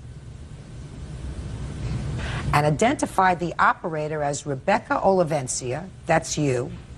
A passenger in the vehicle was identified as Janika Cruz. That is wrong, because my cousin was with me. And they took my cousin's ID. And they also know that Janika, yes, she did go Just a at second. 6 o'clock. Just a second. That's what the detective wrote, that the passenger in the car was identified as Janika Cruz. Step up here. Then he goes on to give me a whole story here about something about a boyfriend. Who were you there to visit? I was visiting my boyfriend, my daughter's father. What's his name? Victor. Do you know Victor? He's a neighbor of mine. Anything other than a neighbor? No, well, he was. He can't remain in that building either. Was he ever a boyfriend of yours? No, Miss. Was he ever a boyfriend? No, of ma'am, yours? no, ma'am. Did you ever go out with him? No, ma'am. But you know him? Yep. So the connection between the two of you is through her. Judge Judy continues in a moment. Stephanie shows up in a car full of guys who tell me to get out. It looked like they wanted to fight me. So then one of them puts on a bandana around his face. And then he started like putting his hand in his pocket like if he had something, like a gun or something. Real cases, real people. Judge Judy. Rebecca Olivencia says her car was damaged during a fight with Stephanie Henry. Stephanie says she kicked the car because Rebecca wouldn't let go of her hair. You knew her from this person who was never your boyfriend, who you No, never we know dated. each other from her boyfriend, which is now my ex-boyfriend. Ah, well, so we have somebody else. Which is her boyfriend or her fiance. Who used to be your boyfriend? Used to be my boyfriend about going on 3 years ago. And did you like each other before this happened? We didn't know each other. We met each other one time, and then from there we just couldn't get along. We fought when I was 6 months pregnant. Who fought? Me and Stephanie. From there we didn't get along, whatever. Did you know about this fight that they had? I had no idea about it. How long have you known her? I've known her for a couple of years now. How long as a couple? About 2-3 years. And when was this fight while you were pregnant? 1999. No, year 2000, year 2000. I was 6 months. Before this incident happened in May? Yeah. Yes. So if you were friends, you mean she didn't tell you that she was assaulted? No, because we're not always together. We're not She didn't best tell you friends. that she was assaulted? No. I never knew about it. That's unusual. This also says, Miss Olivencia, that you told the detective there that you did not wish to pursue the matter any further and did not care about the broken headlight. That is not true. I never even spoke to that detective, as a matter of fact. Olivencia states that she was attacked first by Henry, that's you, and didn't know who Henry was. She said that they just pulled each other's hair and exchanged words. Well, that's true. So there were a lot of things, according to you, that are wrong in here. Okay, now let's hear about the second assault. Okay, the second assault happened after Janika asked me to go bring her to pick up her daughter. Give me the date. That was the same day. That was probably a half an hour later. Okay. I had told Janika, well, I don't know if I should go over there, but seeing that she's my friend and I was Go doing over her where? a favor, to Piedmont Street, which is where she lives and which is where her daughter was at the grandmother's house. Go ahead. Okay, so I get there, and Janika steps out of the car, and then she shows up, Stephanie shows up in a car full of guys, like 4 guys. They all jump out of the car. They start cursing at me to get out of the car. I lock my doors. I roll my windows up. I told Janika, get in the car because these people are getting crazy. Anyways, the guys are yelling at me, telling me to get out. It looked like they wanted to fight me. So then one of them puts on a bandana around his face. And the only thing showing was his eyes. And then he started like putting his hand in his pocket like if he had some, like a gun or something. Anyways, my cousin started going nuts. She started screaming. She was making me nervous. I told Janika, get in the car. Janika wouldn't get in the car. She was trying to talk to them. And I just took off. When I was taking off, she ran to my car and she kicked the side of my door. And I rode right to the police station and I told them about it, and that's when I seen the damages that she did to the door. I'll hear you. Okay, Your Honor. Can I continue with the ending? Okay. Like I said, after she let go of my hand, she pursued to try to hit me with my child. And she turned around and tried to go. You told me that. You told me that you were protecting yourself and you kicked it in her taillight. Yes, wait, ma'am. Yeah, go ahead. And as she was driving off, like I said, her friend, the passenger, her cousin, she claims, threw a large amount of hair out the window and said, "Here's your hair, B," calling me the B word, and drove off. Okay. Then after that, one CO came over to me. He asked me for my identification, to look for warrants, to check our records and everything, and then they had pulled her over and they were speaking with her down the street. Okay. My son's godfather had came and picked me up with his friend. Okay. And they brought me home, and by the time I got to my apartment building on Piedmont Street, Miss Cruz, Miss Olivencia, her cousin, and some black, I don't know who the black female was surrounded my neighbor, who is a friend of mine who also was going to be a witness, appeared here. They surrounded her with her 7-year-old son behind her. Why, you saw this? No, as we pulled up, we seen them, yes, and they all scrambled in the car. You just want to tell me what you saw. As we pulled up, we seen all 4 of the girls surrounded my friend, my neighbor, with her son with her, and as we pulled up, my son's godfather jumped out of the car and he said, "Who tried to attack Stephanie holding her son?" And I told him it was the driver, and he said, "Get out of the car. Why did you try to attack her holding the child?" We wanted to call the police and hold her there because she was at my place of residence, and Miss Cruz does not belong there either. I have no trespassing on her. So according to you, somebody, one of your friends, went up to her and told her that she had no business being around your neighborhood. Exactly. Your block. And then what happened? And there were 2 other neighbors that had came up from the neighborhood. There were 2 other neighbors that came up from the neighborhood. And Miss Olivencia was cursing at one of them, calling him stupid, and saying things to the person. And he got where very was upset. she sitting or standing when she was in her calling car with her window down a little. Okay. And she was telling him, "Shut up." He was stupid, cursing at him. And he was the one that damaged her car. I don't know who. He's a neighbor. He lives in the neighborhood. I don't know his last name. I spoke with Janika Cruz about this. She said she didn't want any involvement in this. I said, well, I don't know who they were, because she said that Mrs. Olivencia wanted it for her insurance company. And I said, well, I don't know who those 2 men were, because they were from the neighborhood. They were trying to help my witness, my other witness that was there, the girl that they surrounded that they tried to jump. They came out and they tried to stop them from jumping her. Okay, she wasn't jumping anybody. She was in her car with the window rolled Before up. she got into the car, Your Honor? But then she was in the car. Yes, but then just listen to me. But then she was in the car. When she's in her car, she's not surrounding anybody. Judge Judy continues in a moment. Whatever you did to each other in that parking lot, or whether you started to pull her hair, you went to her house. And that was stupid. Real cases, real people. Judge Judy. Rebecca Olivencia claims Stephanie Henry kicked her car during a fight outside of a men's prison. You say you have a restraining order against her? Let me see it.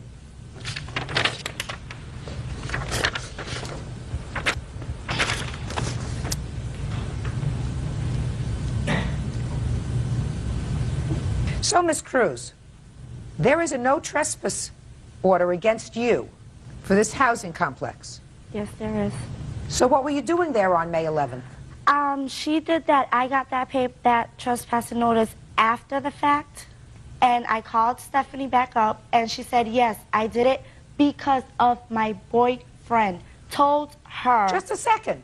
When were you served with this notice? I was served with that notice May 18th. Afterwards? Afterwards, after the fact. You have any proof she was served with this notice before? It doesn't have a date on it. No, Your Honor. They were waiting to serve that to her. They didn't know her location. So they didn't serve it on her before May 11th? No, they had it already for her. Now, were either of you arrested as a result of these incidents? No, ma'am. No. Did either of you file criminal complaints against the other? Yes, ma'am. Yes, I went right to the police station, and I told them. And so you both did? Yeah. What happened with those cases? We dismissed that. Why? All we did was pull hair and smack each other. That was it. I don't think we deserved to get a record over that. And why did you dismiss it? I have 3 children, Your Honor. It's very hard for me to go to court all the time with 3 children. How old are your children? 7, 2, and 1-year-old. Where is their father? Mr. Wilfredo Ilaraza is incarcerated, and the other father I'm not with. Can I see the damage for the taillight only, please? Can I have the pictures of the How other? many children do you have? I have 1. I have the pictures of the other damage. I'm not interested in the other damage. I have a feeling that both of you ladies deserve each other. You had no business being at her housing complex after this kind of incident. true. So whatever happened to you, you deserved. Do you understand? I mean, I'd like to throw you out entirely because it sounds to me as if you both behaved badly. But I find no excuse for you kicking her blinker. Your Honor, I was trying to move away. No, baloney. Full of baloney. Moving away, then you move away. As Move I away was and moving, kick is something else. She tried to hit me, Your Honor. Listen to me. Move away. Walk to someplace safe when you I have went your like baby this in your with my hand. son, Yeah, and I my know. foot hit her I blinker. understand. Believe me, madam. I understand. Mm-hmm. Judge Judy will continue in a moment. Get out of here. Parts is $101. Body labor, $195.20. That you'll pay for yourself. Ridiculous. A, whatever you did to each other in that parking lot, you did to each other. Whether you started to pull her hair or she started to pull your hair, both acted like idiots. My problem is that after this altercation, you went to her house. I didn't go to her house. To her apartment complex. And that was stupid. It was. So if your car got damaged going to her apartment complex, you pay for it. You pay for your own stupidity. But I find that you had absolutely no reason to kick her car. I also find that this is an inflated estimate of repair. So I'm going to give you the cost of the parts, which is $101.26. You paid to have it fixed yourself. That's all. Judgment for the plaintiff, $101. Versus Mosley. Parties have been sworn in, Judge. You may be seated. Young folks, have a seat, please. The mothers were not at this birthday party, is that right? That's correct. But from what I read, and I will speak to the children who were involved, you are suing Miss Mosley because, according to your complaint, the actions of her son caused your daughter to break her foot. That's correct. And you are suing her for $5,000 for sordid medical bills and, I assume, some part of that for pain and suffering. Is that right? correct. Well, I have to figure out what happened. So I'd like the two of you to have a seat, please, while I speak to the children.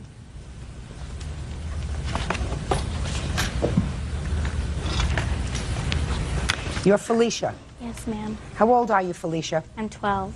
And whose birthday party was this? One of the kids there, but I don't know their names. I was invited by my mom's friend's daughter. And I gather that they had in the backyard one of these enclosed things where you go in and jump around? Yes. I've seen them. My grandchildren have them at their parties. And there's walls all around it. And kids sort of go in, they take off their shoes, and they jump around like crazy. Yes, ma'am. Is that right? Yes, ma'am. And you were in this apparatus, and Devon was there. Yes. How many other kids were in the jumping apparatus? A couple of them, but some couldn't go in there because they were wet, because they were swimming. So tell me what happened when you were inside. Let me see. When I first went in there, I was jumping around, and Devon kept pulling me over, pushing me down, and Rachel down. I told him to stop, and he just kept on doing it. And then I told him to stop at the point where he stopped. Then what happened was he started saying, like, I want to pick my pillow, I want to jump on my pillow, and I love my pillow like an armadillo and things like that. And then he started... He was just being a boy. Yes, and then what happened was he was jumping on top of girls, and he was on top of girls, they were asking him to get up and all that stuff. And then other girls, they just didn't pay attention, they didn't let him off. So what I did was I dragged him off saying, get off of her, because that's not fair that he was on top of her. So you went over where he was involved with another child, and you physically pulled him off. Yes, I said, get off of her. No, listen to me. You physically pulled him off. Yes, I did. Okay, what happened next? And then what happened was he started doing it to me. And then what happened What do you mean he started doing what to you? He started jumping on top of me. Okay. And then he started to do it more, and I told him to stop. Then he got on top of me and said, how come my pillow has such soft legs? I said, get off me. And then he started saying that, how come my pillow has such a big butt? And then I said, just get off me, back up before I slap you. It didn't feel right. He just was talking about my body and saying this and that. And then it just got to the point where I got mad and I hit him physically. And then... Where did you hit him? Hit him on the back, trying to get him off me. He was on top of me. I was trying to hit him on the back, right? Because I got so sick of it. I went to go get a drink of water. I stepped out the apparatus and I went to go get a drink of water. And there's so many kids, you know, I didn't notice that he was still in there. Then he was in there, and I said, oh, not you again. And then he said, I want to rape my pillow. I just looked at him like disgusted at him.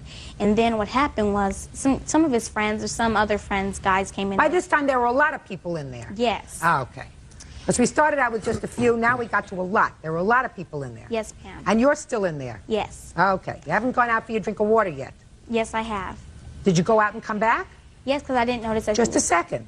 So you went out and got your water, and then you came back? I didn't realize that he was in there, ma'am. Don't tell me what you realized. You went out, you came back? Yes, ma'am. Okay, and then what happened? And then what happened was his friends came in there, and then they started, like, tackling me and pushing me down, kicking me, punching me. And then I was just, like, on the balloon floor, and what happened was I got kind of fed up, and I got mad, and I started hitting them back. And then what happened was I got mad at a full adrenaline force. I just started hitting them back, and then I started hitting them back, and then okay. And then I just hit Felicia, I want you to hold on a second. Okay. And try to compose yourself. You want to take some water? Okay. Now, Felicia, they were pulling you. No, they were like hitting me, punching me. Where were they hitting you and punching you? They were like on the right side of the balloon. They started hitting me and pushing me. I don't know if the adults thought. I'm not talking about pushing. That's what you do inside those things. You push everybody down and you jump on top of them. I mean, that's what that stupid thing is for. I'm talking about punching. Yeah, they hit me. They kicked me. I saw Davon. They hit me. They were wrestling me like you do on TV. And then what happened was Davon. That's his friends. Right, and then Davon, he was doing flips on me. He missed me several times or more, and then he started coming at me, towards me, and I kicked him away from me. I pushed him because I got mad. I started hitting his friends in self-defense. And then when I was leaving, someone said, "Look behind you." I looked behind me. I saw a foot come at me. And so when I went to when I touched the ground, I saw my foot go like that and it bent. And while I was crying and suffering, they were all, I'm going to say a couple of curse words. Will you allow me? They were saying this is in trouble and call the ambulance and all that stuff and just making fun of me and laughing and just saying derogatory remarks at me. And then when they lifted me up, and put me on a chair, I saw behind me and he was just playing a Game Boy. And he didn't even apologize. And you got hurt and you broke your foot. Yes, I had to get surgery. Okay. Let's hear. Well, everyone in the jumper was wrestling, and she came in and she asked could she play. So we started playing, and then like she got out because she said she didn't want to play anymore. And she came back in, and we were all wrestling, and we were having flip contests, and I accidentally hit her because she was in the way. And then who were you wrestling with? Well, the guys were wrestling with the girls. And then I stopped wrestling with her. I started wrestling with my cousin, and I pinned my cousin on the ground. And then she came over and she dragged me and she said, "Get off," and she kicked me. And then everyone else started wrestling again.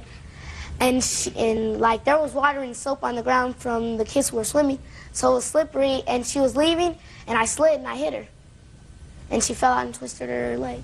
Well, when you slid and hit her, is that the exact moment that she fell down? Yes. So you did in fact kick her? Yes. And according to you, it was a little bit of an accident? Yes, it was. Maybe. Judge Judy continues in a moment. Anything else that you would consider sexual? What does that mean? I was thinking. Well, think harder. Real cases, real people. Judge Judy. 12-year-old Felicia Hunter says 11-year-old Devon Miller broke her foot while clowning around in a jumping apparatus. How many times did she hit you? I'm not talking about playing around and pushing. I'm talking about hitting you. About twice. And how many times did she pull you off this other girl that you were on top of? Just once? Were you annoyed with her? Kinda. I stopped playing with her. But you were annoyed with her. Did you think she was acting like a jerk? Yes. Why did you think she was acting like a jerk? Because I wasn't playing with her and she just started hitting me. Because she was interfering. Is that right? Yes. So you thought she was butting into your business? Yes. I have a couple of other questions to ask you, Devon. So far, you've been very honest with me, which is in your favor. Were you saying anything to her about sleeping on your pillow? No. And did you say anything to her like I that? didn't say anything to her. I told my cousin that she was my pillow. Okay, but when you're playing, you're not whispering that to your cousin. You're No. sort of saying it loud, right? Yes. So she was right there, so she heard you. Devon, right? Yes. So far, you're doing okay, Devon. Don't let me down now. Did you say anything, Devon, about her having a soft part of her body? No. Nothing else about raping your pillow? No. Anything else that you would consider sexual? No. What? What does that mean? I was thinking. Well, think harder. You don't go to jail for this, Devon. This is just the time for honesty. Okay? So let's hear. No. Nothing else? Nothing. Did you say anything to anybody else there about her of a sexual nature? No. You knew her from before this party? No. Or was it the party the first time you ever saw her? First time. Really? Did you know the other kids at the party? Not Some of them? everyone. What did you think of her, Devon, when she first started to play with you? I thought she wanted to play because we were all wrestling and she just started playing. Now, Felicia, why did you go back into the jumping apparatus when you left and went and got a drink if it was unpleasant in there? I didn't notice that he was in there. I know what these things look like. Unless there are 50 people in there, then you notice somebody is in there. Or you look if somebody has made your life unpleasant. Yes, ma'am. Right? Right. You know, you're 12? Yes, ma'am. So you're smart enough. If somebody's made your life unpleasant in there, you look. You say, I'm not going back in there because those guys are acting a little too wild. Because they were all acting a little wild. That wasn't my fault. Right. Okay, now I'll see the moms. No, I want your kids to stay up there. If you can stand, can you stand up on your foot, Felicia? I can't put any weight on it. No, I mean, but can you stay with your mom? Yeah. Or you want to sit down? I'll stay. Okay. All right, so you got to the party, took her, she was x-rayed, foot is broken. This happened late August, is that right? Right. And you have substantial medical bills? Yes. Okay. Do you have health insurance? Yes. What were your unreimbursed medical bills? Well, to date, Your Honor, our medical expenses are approximately $9,157.92. And I don't know if that is the extent of that. $9,000 if you have medical insurance is not going to be your bill. Well, Ms. yeah, Hunter. that is the total. That's the total amount of bills that have come into the That's not what I'm talking about, Ms. Okay. Hunter. 20. Okay, You I have insurance. That's correct. And you are going to use your insurance because that's what insurance is for. That's correct. What kind of plan do you have? 20% of the contracted fees. Mm-hmm. Plus a $250 deductible. Okay, let me see that, please. Which, what, the bills? I want to see the bills in your Okay. contract where it says that you're responsible for 20%. Okay. Here are the bills.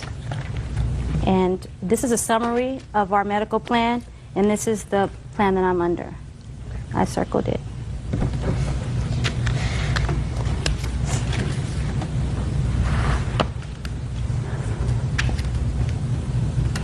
Okay.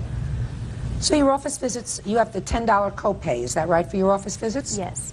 Okay, and the hospital, you have to pay 20% Right. of your hospital bill. Right. So you had a hospital bill of $7,262, is that right? That's correct. And then you had orthopedic surgical. Mm-hmm. Was that done at the hospital or the doctor's office? The doctor's office. That was for the cast. Is your portion of that $10? You don't know that? No. I mean, there's a tremendous bill, but that's Right. an entire bill. Right. It says doctor's office visits are $10. When did this happen? August the 26th. Well, did you submit these bills? They've been submitted to the insurance company. Have you paid any of these They have bills? not paid. No, have you paid any of the bills? No, I have not been billed for them. Your problem, Ms. Hunter, is as follows. You want the defendant's mother to be responsible for $5,000, and I have no idea of what your out-of-pocket expenses are going to be. Well, I'm not suing.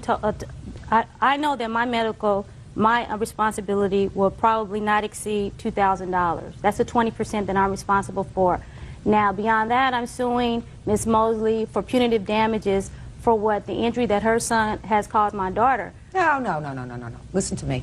There are certain things that children do that I believe that their parents knew or should have known that they had that kind of propensity, and they allowed the child to, for instance, have access to a weapon, have access to a gun, have access to a knife, have access to certain things, then they are responsible. When you send your child to a birthday party and they choose and elect, at your daughter's age, she's a big girl, she's 12 years old, to go into an apparatus where kids are acting like fools, 12-year-olds. They're jumping all over each other. According to your daughter, she was the one who first put her hands on him. I mean, other than in play. She didn't like the way he was on top of another girl. She dragged him off. She slapped him at one point. Now, I'm absolutely certain that Devon, although he did a very stupid thing, didn't mean for your daughter to break her foot. Judge Judy continues in a moment. He put his hands on me and on my legs, and then he pushed towards me. That's and I what fell. kids do in that thing. You stay there for a long time. Real cases, real people. Judge Judy. Felicia Hunter says she was harassed and assaulted by 11-year-old Devon Miller. She claims it resulted in a broken foot. Now, Felicia. Your Honor, I have something to say. What? Beginning when I first entered, he put his hands on me and on my legs, and then he pushed towards me. That's and I fell. what kids do in that thing, Felicia. That's what you get in there for. You stay there for a long time. If you went in there and the kids were jumping around and pulling you down, at your age, you say, I don't like this kind of game. I'm going to go out and find something else to do at this birthday party if you didn't like that game. You know that. We're not playing pin the tail on the donkey here. You know, that's a nice quiet game that kids used to play. They don't play that anymore. Now they rent these big apparatus and kids go in there and they act like fools, but you're 12 years old. If it was getting too rough, you get yourself out of there. I'm not blaming you for breaking your foot, but I certainly don't believe that he intended to cause you to break your foot, or more importantly, that his mother had any notice or any knowledge that he was going to do something that day to injure somebody, and nor did she provide him with the apparatus to do it. You understand? If a parent, for instance, leaves a set of car keys in the car and leaves a 6-year-old in the car, and the 6-year-old manages to turn on the car and drive, and the car starts to roll and they injure somebody, then the parent is responsible for the action of the 6-year-old or the 8-year-old or the 10-year-old or the 12-year-old. But in this case, what proof do you have that this woman had any inkling that her son was going to do something like that? Well, I don't, but she is responsible for the actions of her child. Just a second. There you are right to this extent, Miss Hunter. There's no question that Devon here gave her a little nudge when she was getting out of the jumping station, right? You say it was an accident, you slipped on water. I'm not so sure, Devon. Judge Judy will continue in a moment. I believe that Miss Mosley would be responsible for your unreimbursed medical bills. He caused the damage. Somebody's got to be responsible for out-of-pocket. And I believe that that should be Miss Mosley. But you don't know what your out-of-pocket is yet. We're going to do this. You wait until you get a statement as to what your insurance paid. Okay. Miss Mosley, you will be responsible for any unreimbursed medical bills. I can tell you both that you should be able to handle this without coming back to court and say, here are my bills, here are the checks that I was given from the insurance company, here are the outstanding bills, you cover them. Okay. If you can't do that, I'll dismiss your case without prejudice. You can come back to me with the bills and I will order her to pay that. Do you understand? So let's be perfectly clear. You're suing for $5,000. There is no way that I am going to award you punitive damages against Miss Mosley because there is no indication that she knew her son would be involved with that kind of physical activity on that day. Okay. I do, however, believe, as I indicated, that between the two of you, you should not have any out-of-pocket expenses. Okay. Your daughter wasn't too smart. She's not blameless in this thing. She stayed there. She participated in the frivolity, right? Yes. She did put her hands on him. Yes. So I don't believe that either one of these two kids entered that arena that day intending that she end up with a broken foot and all that surgery that was required to make her whole again. Okay. So, do you want me to enter an order that, Miss Mosley, you will be responsible for any unreimbursed medical bills as they are presented to you? Yes. Good. That's all. We'll prepare an order that the defendant shall be responsible for any unreimbursed medical claims arising out of this incident.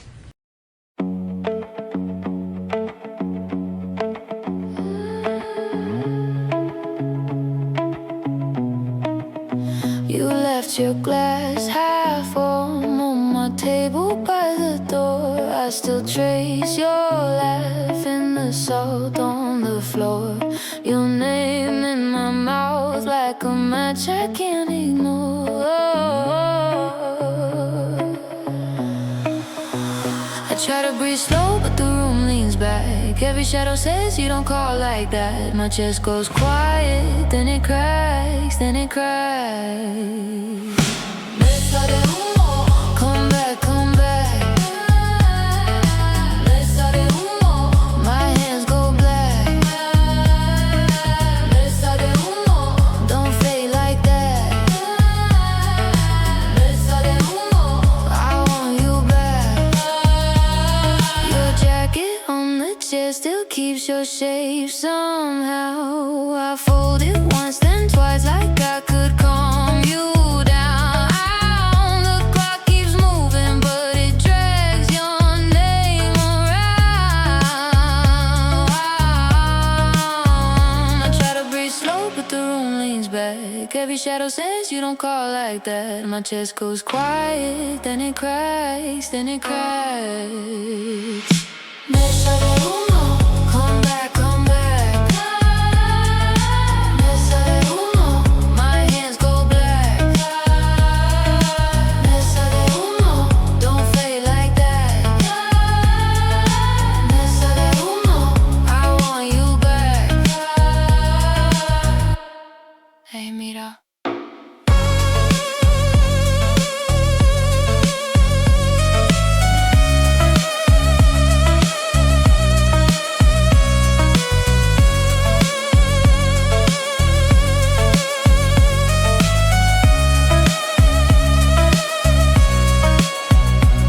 I said I'd let it go, but the truth is I don't know how. When the bass in my blood starts calling you out, I follow that feeling right back to your house. Mesa de humo, come back, come back. Mesa de humo, my hands go black. Mesa de humo, don't fade like that. Mesa de humo, I want you back. Mesa de humo, stay in my chest. Mesa de humo.